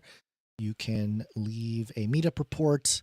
Some people sing songs, scripture. Oh, you could do pre-show prayers as well. Thank you, Anthony H., for another pre-show prayer. We accept cameos from celebrities, politicians, athletes, deceased mafia members. All the above. Go ahead and do that. We have a couple pieces to play when it comes to speak pipe notes here. And let me just pull them up. I thought I had these ready to go, but apparently I don't. The first one, actually it's only one maybe, is from Sir Ike. Hey Canary family, this is Sir Ike here. I just want to give all the supply droppers out there an update on Q2. If everything goes according to plan today, I should be able to have all of the people that live in the States in the mail today, providing everything goes good. So hopefully you could be looking for those in the next few days. Also, whenever you open your box, make sure to look inside the coffee cup because the keychain is tucked inside in the plastic. So I don't want people to throw those away. Just make sure and check that so you don't lose that. Also, I want to put a shout out for people. We need artists right now. Me and Ebony Blaze are working on the calendar for Q4. We're beginning that project right now. So if you're an artist out there and you would love to take part in the calendar project, we would love to talk to you. We have, I think, 5 months left that we don't have artists for. So please reach out to me at canarycrysupply@gmail.com and I will get with you. Thanks. There you go. Thank you very much, Sir Ike. And in fact, I shared a screenshot, an image of the calendar for this month. Let me see if I can pull that up. for people watching, hanging out. I'm going to post it in Spaces first, and then I'm going to pull it up on the screen for people watching so you guys can see the calendar. And it's a very cool calendar. It's got all kinds of cool stuff on there that you won't normally get on a normal calendar. For example, yesterday was World UFO Day. I thought that was a couple weeks before, but what do I know? I'm just following the calendar. Tomorrow, Thursday, something called Independence Day. Did you guys know about that? This is America's Independence Day. I hope Joe is shown cooking waffles on the grill tomorrow, or maybe it's Chuck Schumer making trying to make some hot dogs or something. But yeah, there's all kinds of cool little factoids on here. A lot of cool artwork. There's a lot of Canary Cry references on certain dates, memorializing certain things that happened on the show. And we are extremely grateful for the producers who put this together. Basil and I don't do anything other than, talk about it and tell everybody to go support the supply drop to receive one. But yeah, the producers do this on their own. They put the art together. They put the calendar together, the whole deal. So it's a very cool community project.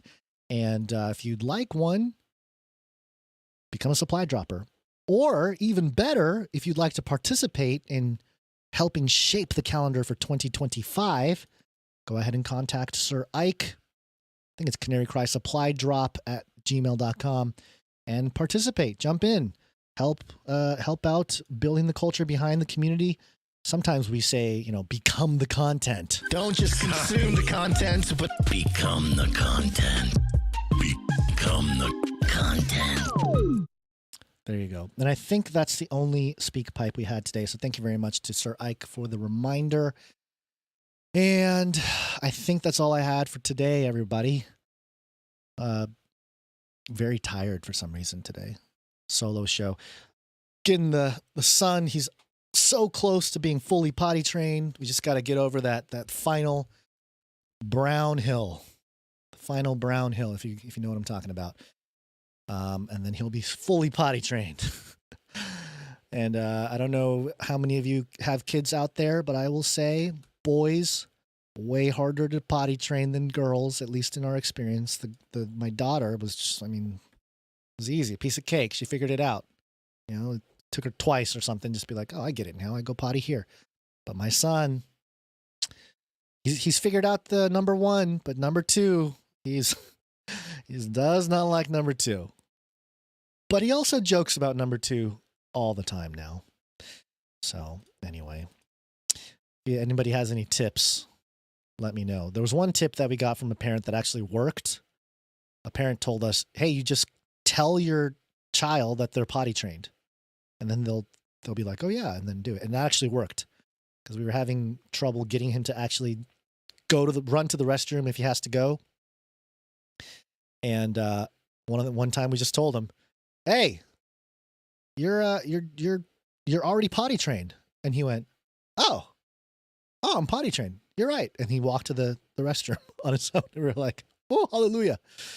Some parenting tips that worked. So there you go. Okay. I'm just trying to wrap up here and have a moment to thank our producers who came in with their time. It's all the stuff happening in the back rooms under the hood.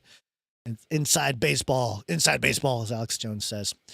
Starting with the Clippies. Thank you, Clippies. Flippy on those videos. Thanks. Thank you to all the Clippies doing work. Appreciate you. And also thank you to the timestampers. Timestamp, it's hard work. Timestamp. Yeah, and I think for last episode, it was Morgan E. who did the timestamps. We can always use more timestampers, folks. You can either do it live or do it after the show. It's a very helpful thing. It helps us find stuff we talked about years later. So it's a very important part of our existence here. So thank you very much to Morgan E. and Jade Bouncerson, both who operate the timestamps at the moment. And again, it would be one of those things where you only have to do it once every couple weeks or once a month or whatever you can do. So we appreciate it, especially if you're listening to the show anyway. Just a little notepad out and some timestamps to when things transition or something like that would be very, very helpful. So, all righty, let's see what else. Oh, you know what? I'm going to mention this. We haven't had a review on Canary Cry News Talk, at least on Apple Podcasts, since May 22nd. It's been, we're coming up on 2 months without a review on Apple Podcast. And I get it. Apple Podcasts is not the greatest platform, but we've been trying to hit 1,000 ratings on this thing for a long time. So help us get there. Leave a rating and a review with Apple Podcast and help us get found on by different people looking for stuff. That's another reason why I wanted to do X Spaces. Just yesterday when we were doing X Spaces, a lady came up onto the stage and spoke, and she was sort of saying all the stuff that similar type of vibe. I don't know what jive is. We jiving or we vibing? I don't know. So she was basically saying a lot of the stuff that we talk about. So I asked her, hey, do you listen to Canary Cry News Talk? And she said, no. And I said, oh, well, I played her As the Days of Noah Were jingle. And hopefully, if you're that person, you're listening today and you're listening to a new show and you have a new community of people who think alike at the very least. So yeah, that's just another way to share the show. So appreciate it. Let's see. I think that's it. Let me, I'm going to text Basil. I'm going to see what he's up to because he got in that dentist chair quite a while ago. I'm just going to give him a generic text here. We'll see if he responds. We'll see what happens. I think he told me his appointment was at 11 Pacific time. It's 2 p.m. It's been 3 hours since his appointment. So if he's still in that chair, man, maybe they're doing something else. Maybe they're switching out. The Basil's the next presidential candidate. They got to give him a facelift. All right, wrapping it up here. Let's call it a show. If you got something out of the show, please provide value back. And that comes in all kinds of forms, whether it's your time, your talent, or your treasure, or something as simple as sharing the show with friends or family. You can, I don't know, get a little petri dish and get a little organoid in there. Doesn't have to be from your brain. It can be from another brain. And then you can, start sending selfies of the brain organoid and say, hey, I'm me here in this body, but also I'm hedging my bets and I'm creating this other robot body, and this little brain is going to control this robot. And you better be nice. You better be nice to me. You better be nice to the Canary boys. Otherwise, these organoid robots are going to come after you. And we have all the goods on making that happen. We know the people.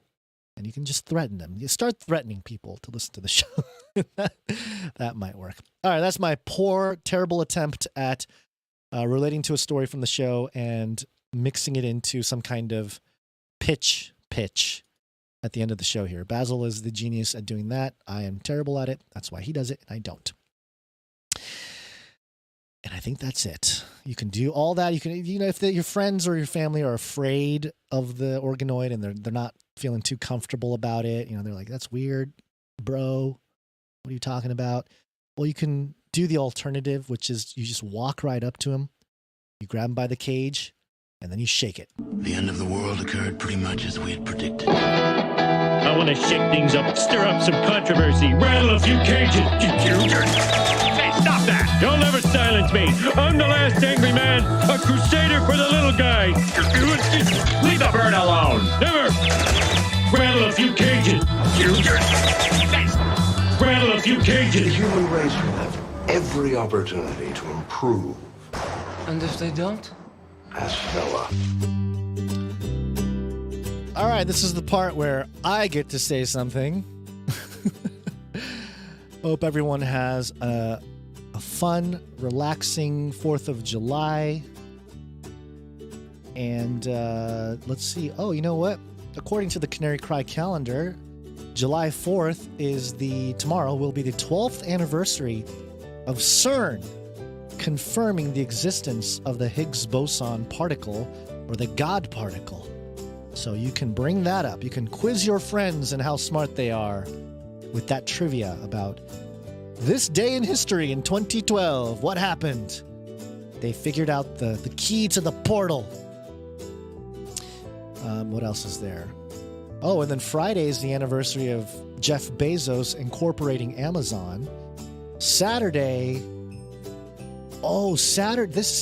is the 2-year anniversary of the demolishing of the Georgia Guidestones. Remember, they took down the Georgia Guidestones. It's been 2 years since they did that. Wow. And what else? Oh, 1967 on the 5th on Friday, FOIA goes into, or the Freedom of Information Act goes into effect. That was in 1967. A lot happening. And then on Sunday, Tell the Truth Day, which is perfect. All right. Thank you, guys. Hope you guys had a good time here. We'll see you guys on Monday, or you'll see Basil on Friday in Basil's bunker. Have an awesome day. God bless. And remember to think outside the cage. Remember, reality is an illusion. The universe is a hologram. Buy gold. Buy! Cosmos, children in the space lane. I'm an adult in a spaceship. Supersonic space lane screamed to life and the vehicle swooped upward. On board, the passengers experienced 3 G's of force from the burst of extreme acceleration and watched the blue sky fade into space. In the back have been cleared to unstrap. Oh, yeah. In the back have been cleared to unstrap. Yes. Do it, Richard. Do it, Jeff. Do it for humanity. To all you kids down there, I was once a child with a dream. Now I'm an adult in a spaceship. He can accomplish it. You can too. Big windows, cool. Rocket ship, cool. Space plane, cool. Nukes, cool. Blowing stuff up, cool. Space plane, astronaut, rocket ship. Avius anchor. We have Bezos. Is a human. Just look at him. Go to the bathroom in bags. He can go to the bathroom in the cosmos. It changed everything. Wives in space, children in the cosmos. With your best friend brother. Wives in the cosmos, children in the space lane. We are headed to space. Don't even get me started on bidets, man. Bidets, man. Bidets, man. I'm telling you, you were living the life, man. Bidets, man. Give me a break. Robot girls, robot boys, all together it's an image. Robot girls, robot boys, all together it's an image. Robot girls, robot boys, all together it's an image. Robot girls, robot boys, all together it's an image. It might seem scary, so frightening. Get ready for it.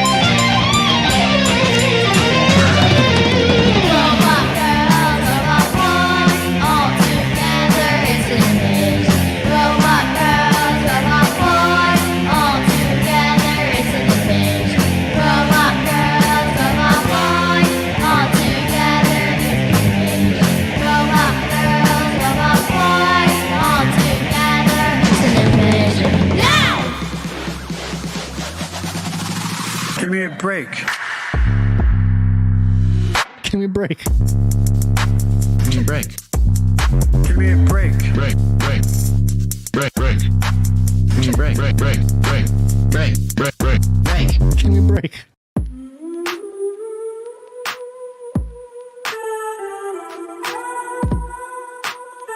So I got the Neuralink upgrade or something, right?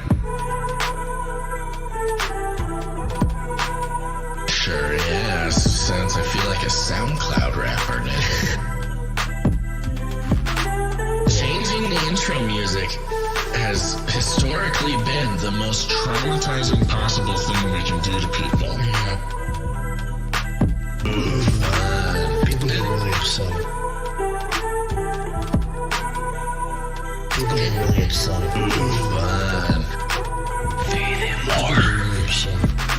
I mean, I'm not gonna make a big long thing about it, but getting like traumatizing specifically, you know, kind of other ways to produce trauma.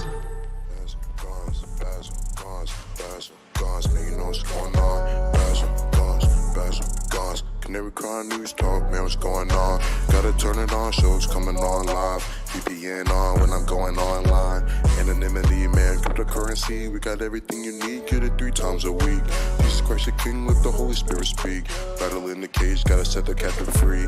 Value for value, to me it's not free. Wish I had a longer streak, but this creativity, go fulfill the 3 T's. That's time, treasure, talent. Give it right back, put it right back in balance. Not right or left, we not with the distractions. Catastrophes are the classic techniques, all attacks of the enemy. Getting defeated, underneath the feet of Jesus. Just believe us, media is trying to deceive ya. Gotta read between the lines till you see through the disguise. It's a slit reptilian eye sitting on top of the pyramid. Got a myriad of topics, might be on a watch list. R.I.P. face like the sun, but you cannot stop this. Like the Lord's gonna come stop this beast system and this infinite wisdom. Yeah, when the time is right, yeah, we're gonna take flight like a thief in the night. So I gotta get it right.